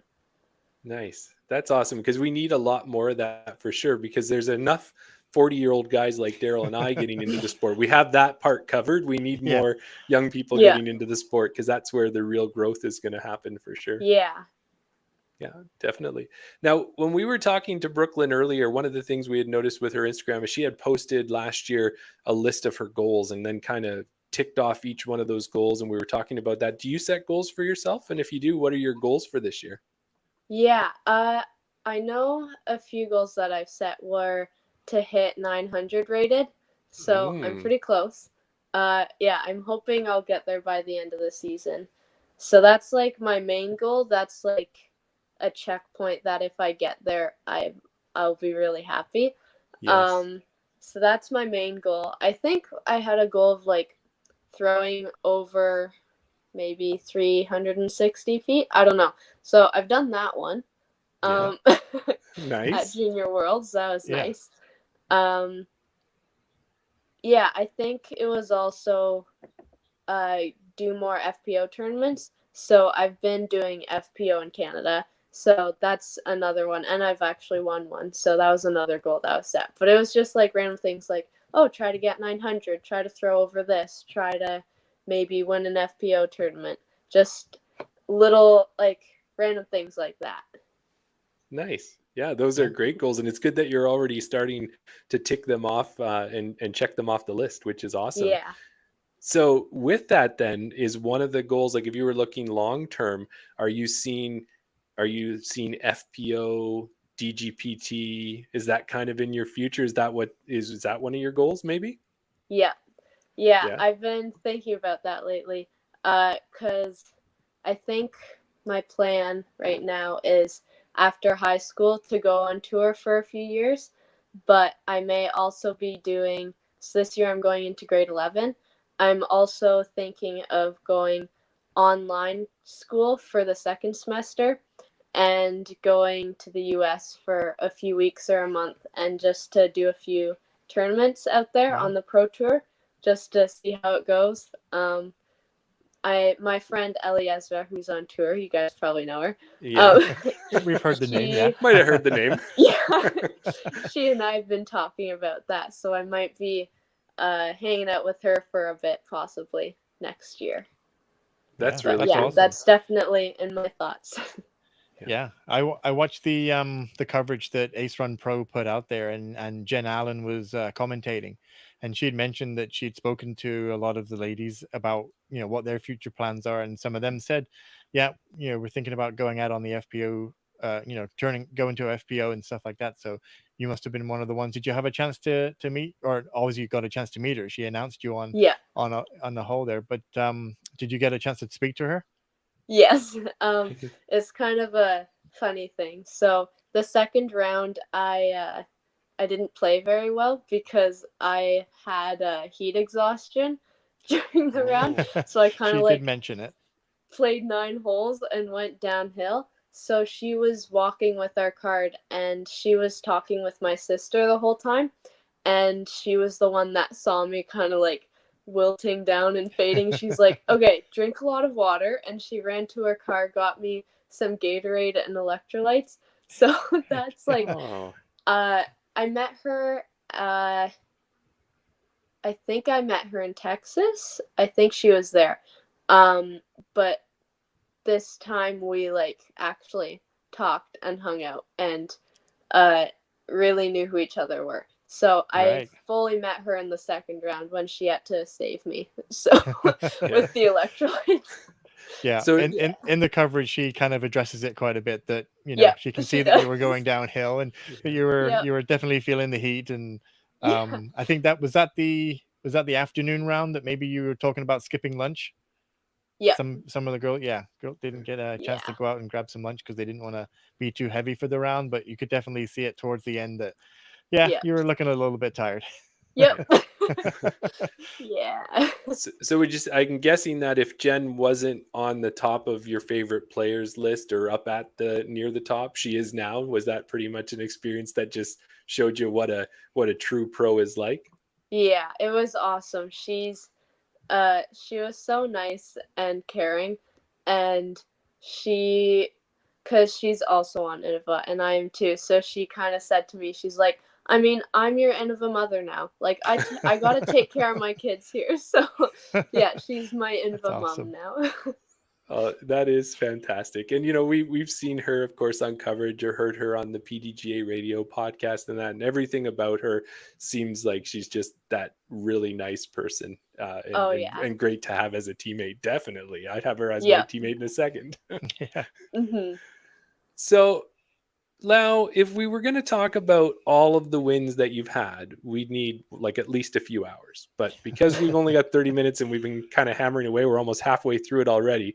Let's narrow it down and start with you headed down to USWDGC and you took first place in FJ18. How did you enjoy that experience? What was it like? Oh, it was crazy. That was just going to Texas was crazy in the first place.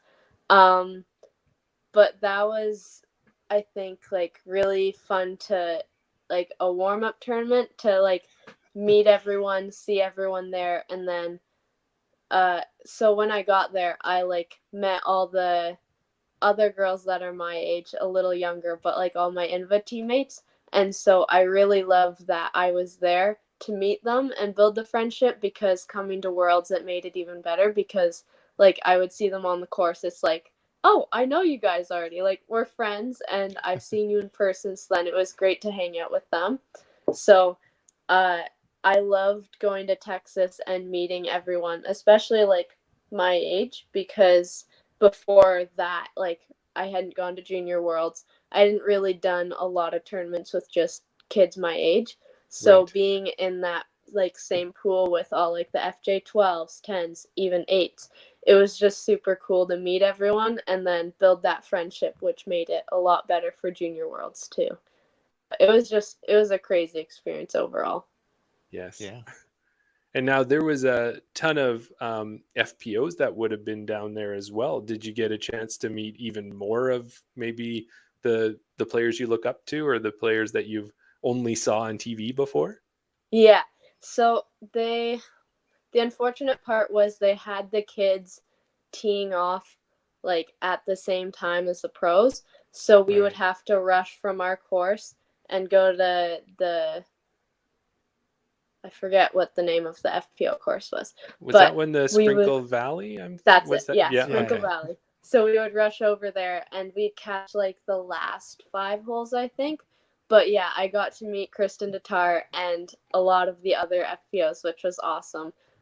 It was mostly Kristen that was exciting to meet because I had seen a lot of the American pros when Mhm. my family and I went to Florida and watched the chess.com. Okay.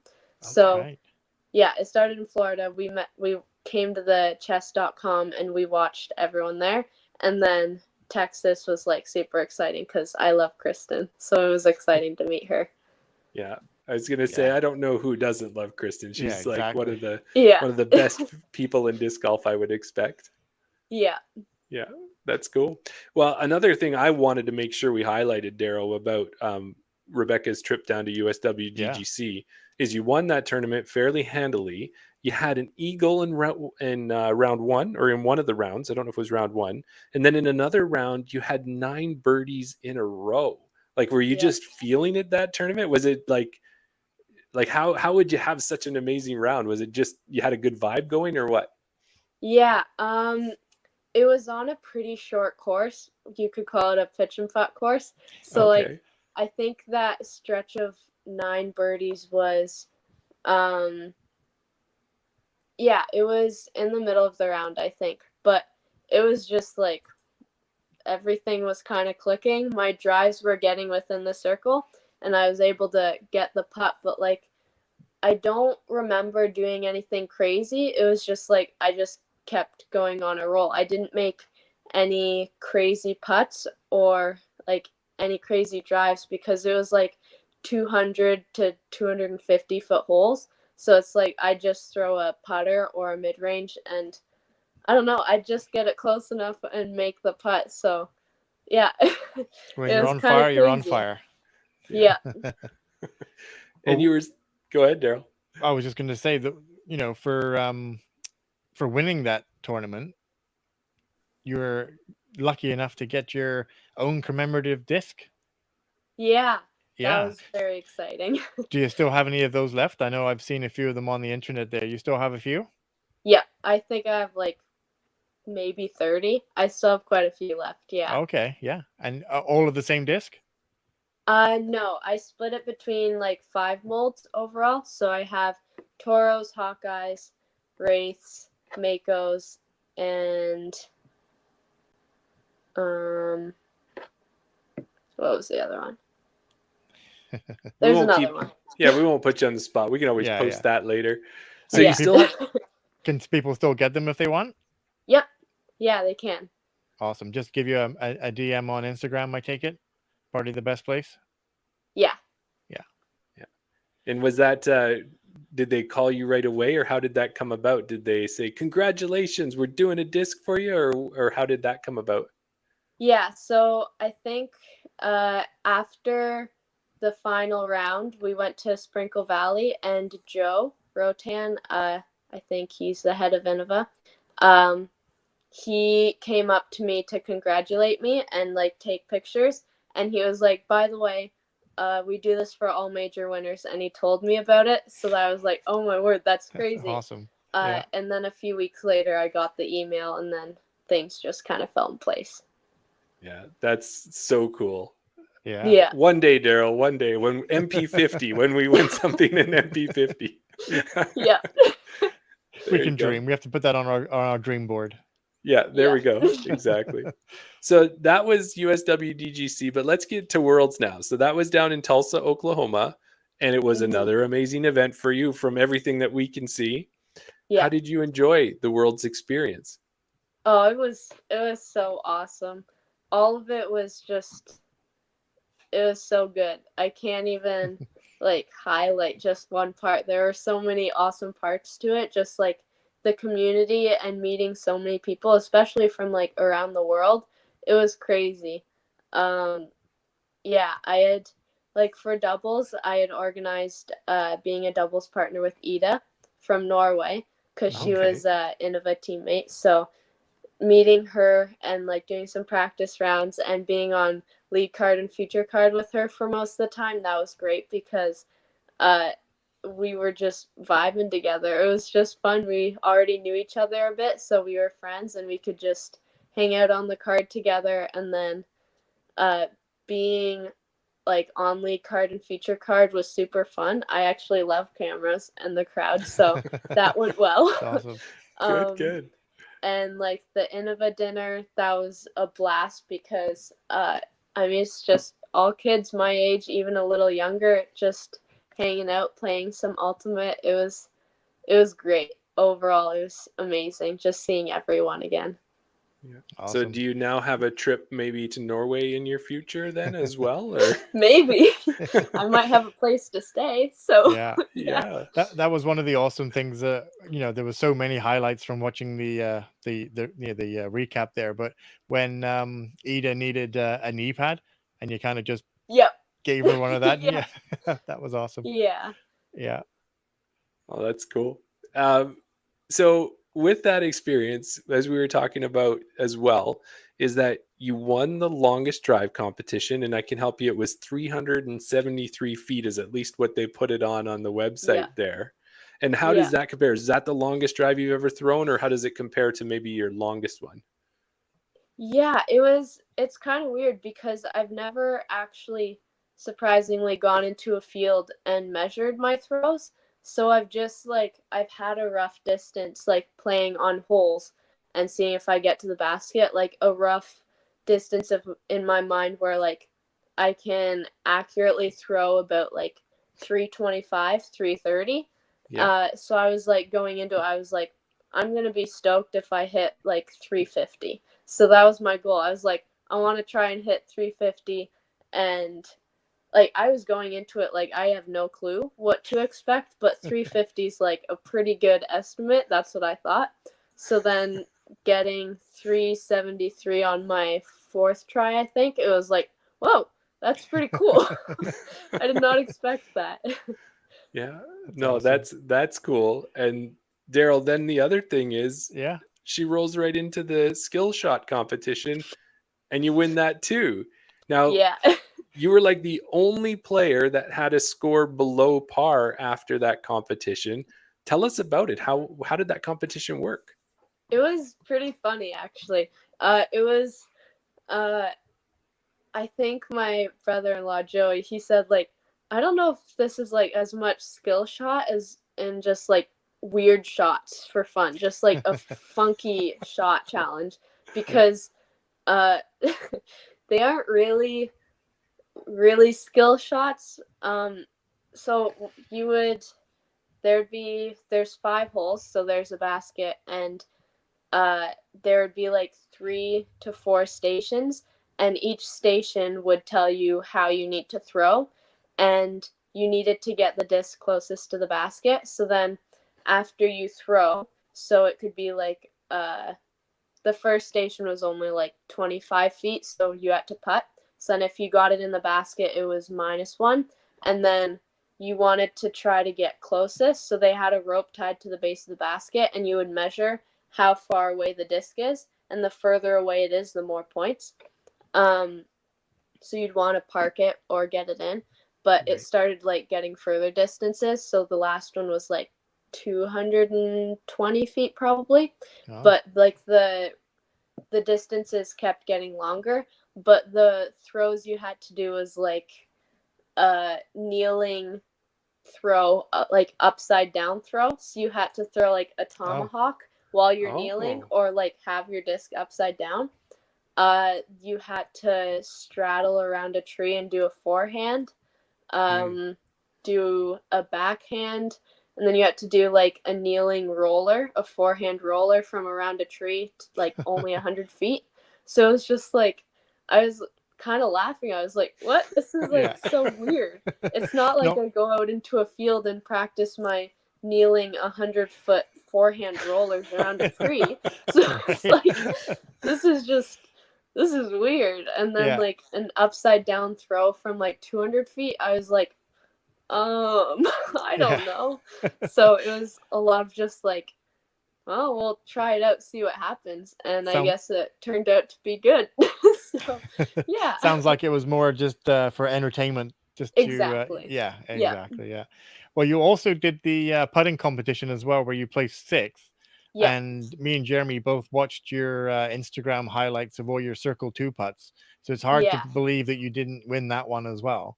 Yeah. I did mention to Jeremy about when I was watching the coverage that I think all you really need is your Mako on a putter, because that's what you were that's what you were throwing amazingly well all round. And like you said, those Circle 2 highlight putts, you were just dropping them in from all distances. Is that part of your game where you would say that you excel, is your putting?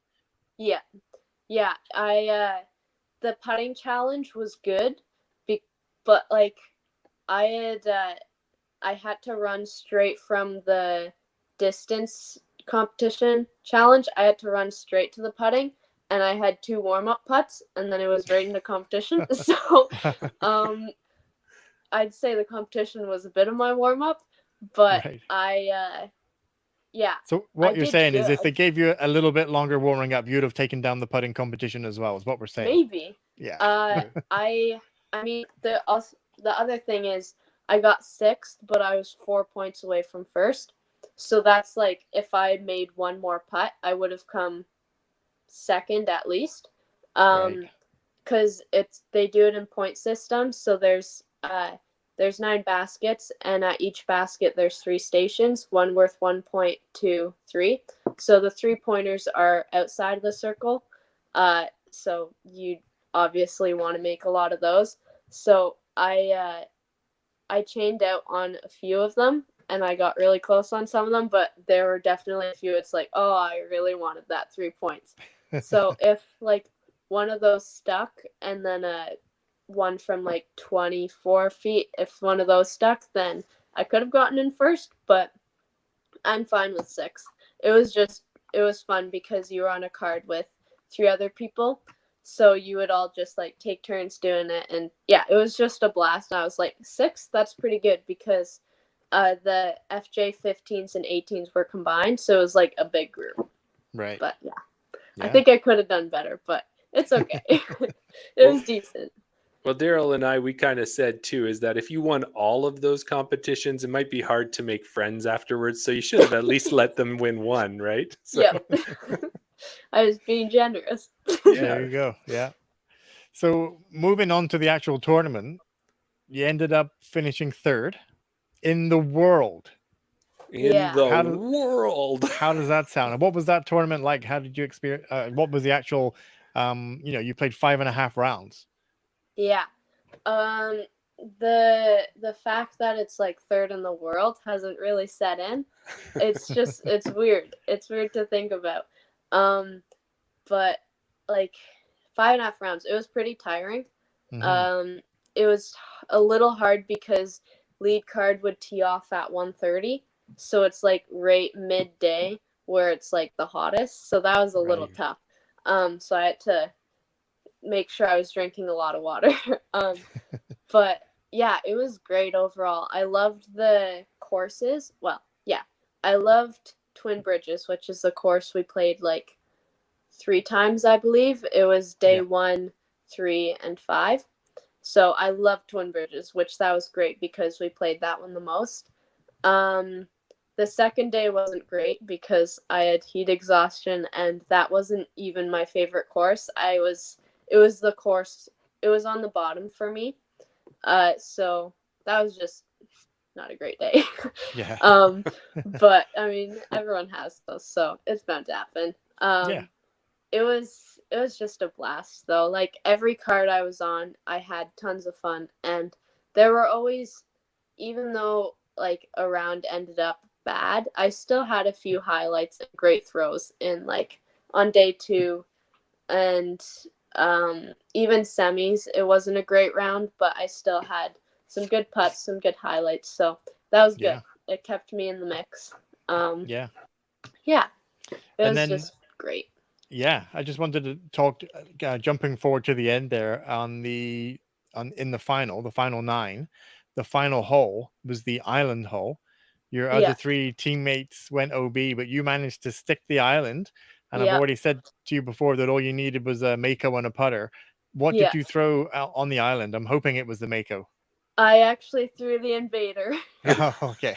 Yeah, it was the Invader. So I'd never actually thrown off that hole because they had the caddy book messed up. So when I went to practice, our tee pad was like off to the left, and it was 100-foot hole. So I was jump putting off that. So in the practice round, I was like, oh, I'm just jump putting onto the island. So it switched, and I found that out right before the round. So I was like, well, hole 9's going to be fun. We'll see what happens. But I just took the Invader, and I was like, I feel comfortable throwing this at like 80% speed. I throw well when I can throw it hard. So I don't have to like tone it down too much. So yeah, that was super exciting that I made the island, because that was the shot that secured my 3rd place instead of like tied for 3rd. Yeah. So that was great, especially after 3-putting on hole 8. I will say that was my only 3-putt of the tournament. So I'm not too mad about that. But yeah, it was great to get the birdie on 9, just to end in the best way possible. Yeah, absolutely. Yeah, it was a great finish to the tournament. Yeah. So, Rebecca, we've taken a lot of your time here, but one of the things we wanted to do before we start wrapping up with you is all this awesome play that you've done over these past few years has caught the attention of sponsors, and you have a couple of them. So we wanted to give you some chance to maybe shout out those sponsors. So, firstly, Innova.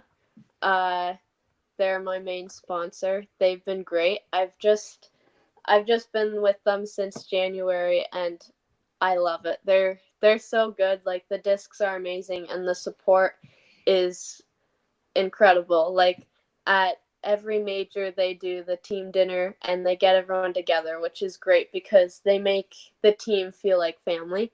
So Innova's incredible. I love them.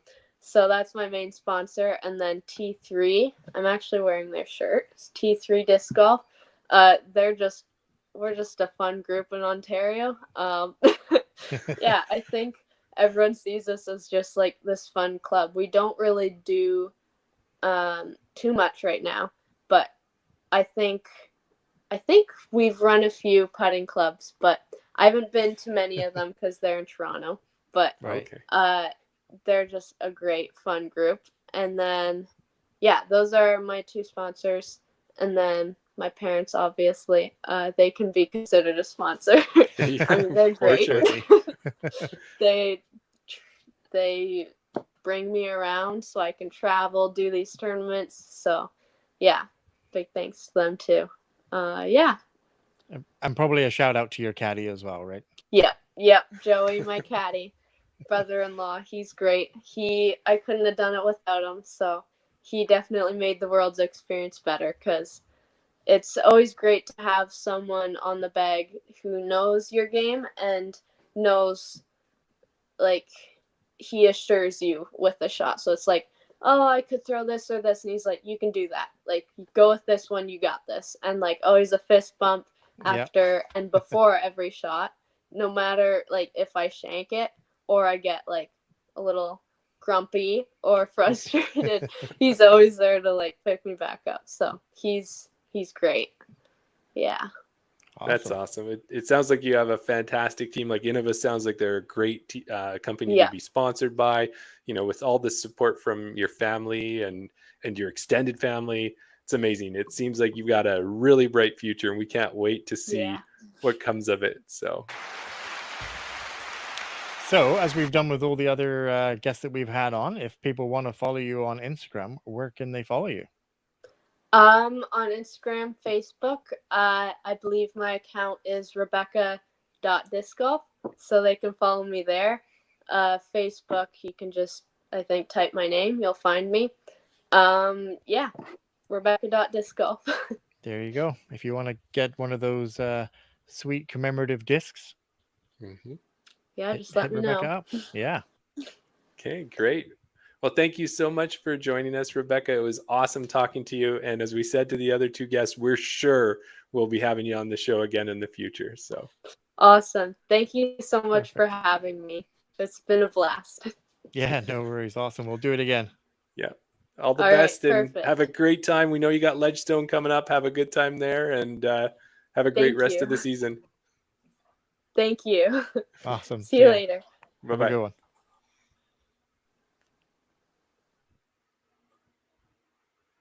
Daryl, we've had FPOs on.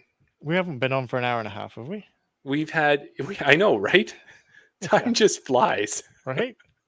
But I'm like, we've had FPOs on, we've had MPOs on, we've had store owners on, club board members on, and tournament directors. But I'm telling you, I'm loving these junior shows probably just as much or more than any of those shows. How about you? Yeah, no, exactly. And people have said it in the chat. We've noticed it. We noticed it with the other juniors that we had on. Like, it's hard, when we say we're going to do a junior episode, it's hard to get in the mindset of, okay, these are juniors, these are kids. We don't want to call them kids, because when we're talking to them, like I said, it's like you're talking to somebody who's played disco for 20 or 30 years, or has all these life experiences and know how to make themselves things that we struggle with, how to Yeah. stay positive on the course and how not to get frustrated at yourself. And when you make a mistake, oh well, it's no big deal, just carry on with the next hole and play your own game. And so many different quotes that we could put out from this episode. I mean, you're gonna have a hard time editing these shorts out that we like to put out to find the one snippet that you want to put out. We could probably normally we'll do one per person. We could probably do 3 per person at least, I would think. Yeah. And I mean, if you're volunteering, Jeremy, that's what you just committed to. Well, I was going to say too, is anyone listening either now live with us or after when we post this out, if you can't take a kernel of wisdom from these 3 juniors, then you need to go back and listen again, because there's so much in there. Exactly. Yeah. Well, the other thing, I don't know if I wanted to really put this out there, Daryl, but I'm going to say it. How long have you been playing disc golf for? Probably just over a year and a half, like just under 2 years, I guess. All right, so we're gonna do some disc golf math, and I'm almost at 3 years, so like just over 2.5. So how many is that about? Yeah, let's call it like 4.5, 4 3/4, somewhere 4.5 years, under 5 years. Okay, and then Nikko has been playing since he was 3 years old. 3. And he's getting close to 10, I think, because he's an FJ10. Let's say that. So that's about 7 years. So Nikko has more experience playing disc golf than the two of us combined. Yeah, there is something to that, I guess, that maybe he should have more wisdom than us because he's been playing longer. That's right. Yeah. Yeah. Well, there you go. That's awesome. And as we talked about, I still end up heading back to Ontario here and there because my family's in London. And it's just the list of players that I'm now going to have to look up, whether it's to just play around with or get someone to show me a course. And in this case, to give me some tips on how to become a better player. The list is growing longer and longer every time we do one of these episodes. Yeah, you're gonna say to people, "Can you show me that course where Rebecca aced? Yes. Can you show me that course where Nikko chops the wood?" Yeah, exactly. Right. But where's that course that? Don't show me the course with the deer flies. Don't show me that one. No, not that one. Where's the course that Brooklyn learned to play on? I want to go play that course. Yeah, definitely. So everyone, as we always say at this point, Daryl, if you like this content and you want to see more of it, do us a favor, like, subscribe, follow, comment, YouTube, Instagram, anywhere where we're at, Facebook, just help us out that way. And we'll keep bringing you content just like this. Yeah, it's always, it helps us out quite a bit. Yeah. Now we talked about it at the top there. Go Go ahead. No, you go ahead. Sorry, I was going to jump ahead, but you go. Yeah, I was going to say, we talked about it at the top there about putting. We actually talked about Rebecca and all her awesome Circle 2 putts that she was doing, and everybody else out there. Now, we got kind of challenged recently. Somebody threw down a gauntlet about putting, and I figured you should tell everybody how that went down. Do I have to? I think so. So, Elizabeth de Vries, who is quite often in the chat, she's watched a lot of our live streams. She's part of the Kamloops Disc Golf Valkyries. So she went live and put out a challenge for a little bit of a competition. It's a little bit like the Ice Bucket Challenge, where she challenged somebody and then hopefully we'll pass it on to somebody else. But the challenge was to practice your 20-foot putts. It's probably, like she said, it's a good range to practice because that's kind of a common area that you'd find yourself on the course. The challenge was you got 3 attempts, but it was to see how long of a stretch that you could go with making continuous putts. If you missed a putt, that was your challenge over, and you had to start the second challenge. So you had 3 attempts. Sorry. Right. Okay. So on her first attempt, I think she drained 6 putts. Wow. Yeah. Pretty amazing. Yeah. And then I think on her second attempt, I think she maybe got 1 or 2. And then on her third attempt, I think she even equaled it again. I think she may have got 6 again on her third attempt. So she put the challenge out there. She challenged Carrie Neal, Chain Out Podcast, and she did challenge somebody else as well, but I'm not too sure who the third person that she challenged was. Carrie Neal took her up on the challenge. Same idea as me. We think it's a great challenge, great idea. The benefit to it is that it puts the pressure of you because you're doing it live. Right. It's okay to practice 20-foot putts in your backyard when nobody's watching. It's okay to miss with player 1 and then follow it up with 2 or 3 or 4 in a row after that because you've kind of felt the line. But it kind of interrupts your thinking when you miss your first putt and then you have to reset and start again. And you've only got 3 attempts to do it in. So Carrie Neal took the challenge. She managed to get 1 putt. And, yeah. 1 putt out of the first attempt, or is that out of all of it? 1 putt out of the 3 attempts. Okay. I guess the nerves got to Carrie as well. Yeah. So that's probably 1 more than I would do, I'm guessing. Well, but that's we'll what see. That's what I kind of said as well. So I was kind of waiting. She challenged us a couple of days ago. I waited, secretly. I kind of waited for the wind to die down a little bit because we had a little bit of wind here in the evenings. I did manage to go live on Instagram. I did it today, and I also got 1 putt in a row. It was actually the first throw. I threw the first one in. I got the putt to go in. I was happy that I got 1 in at least, and then I missed my second putt. So then I did the second attempt, and I missed my first putt. So then I did the third attempt, and I missed my first putt. So my total score was one putt from 20 feet. Well, I was going to say I'm a little nervous at this, but at least if I know that if you and Carrie Neal both hit 1 putt, that at least you set a bar that seems attainable for me. Because if it was Elizabeth's bar, I don't know if I would have had any chance at that one. Exactly. Yeah. No. It's harder than it looks.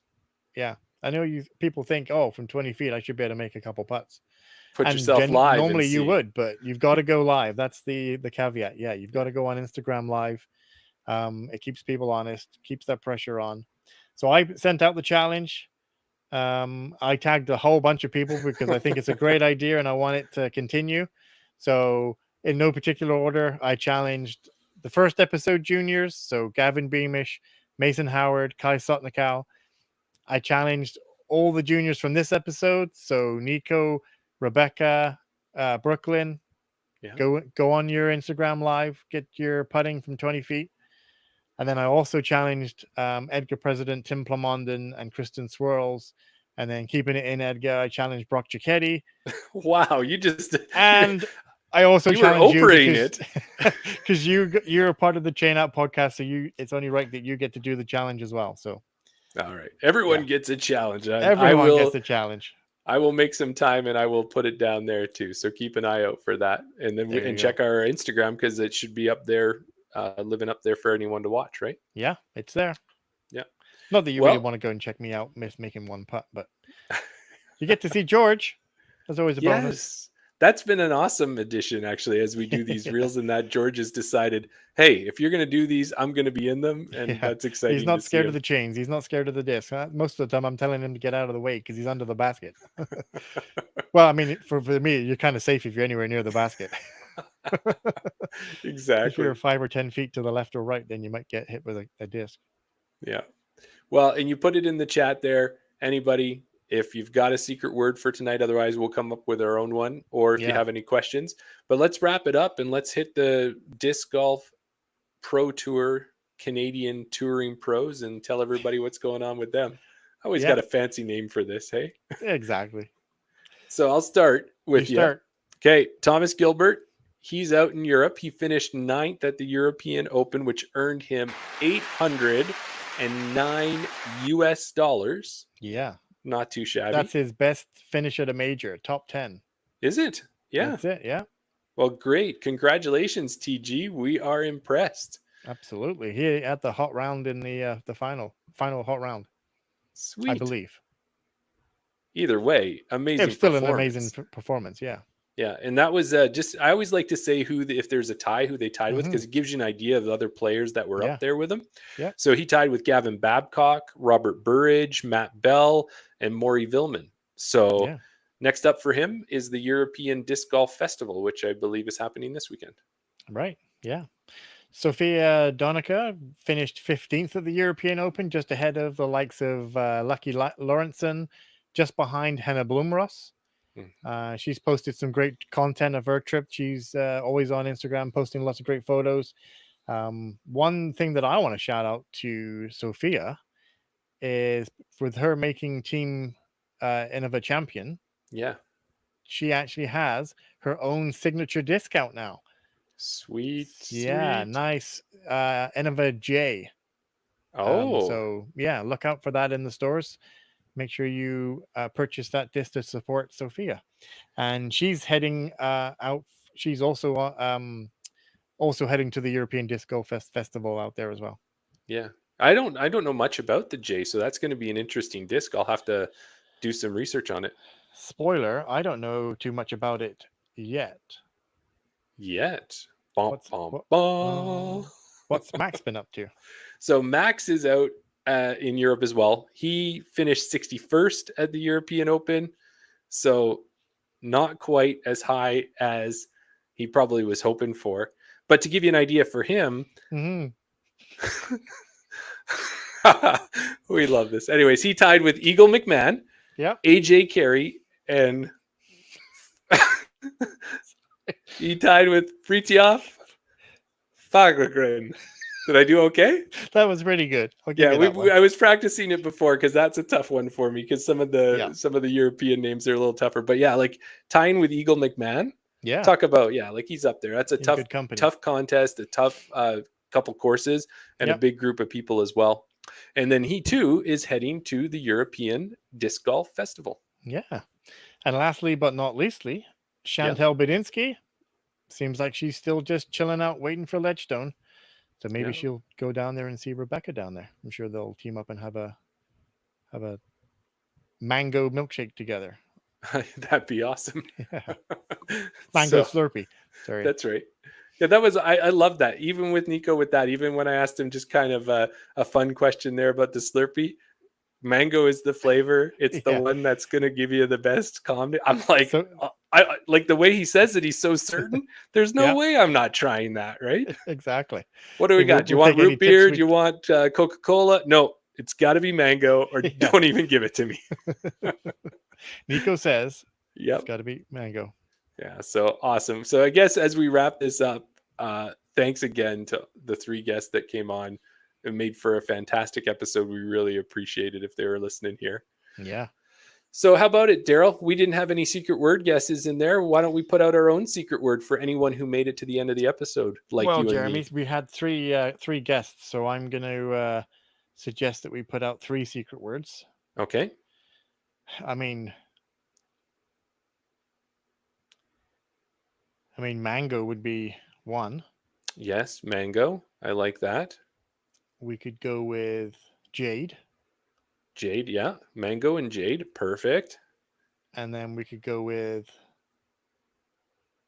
I want to say Team Mama, but I don't know if that really, just trying to think of another one. Maybe,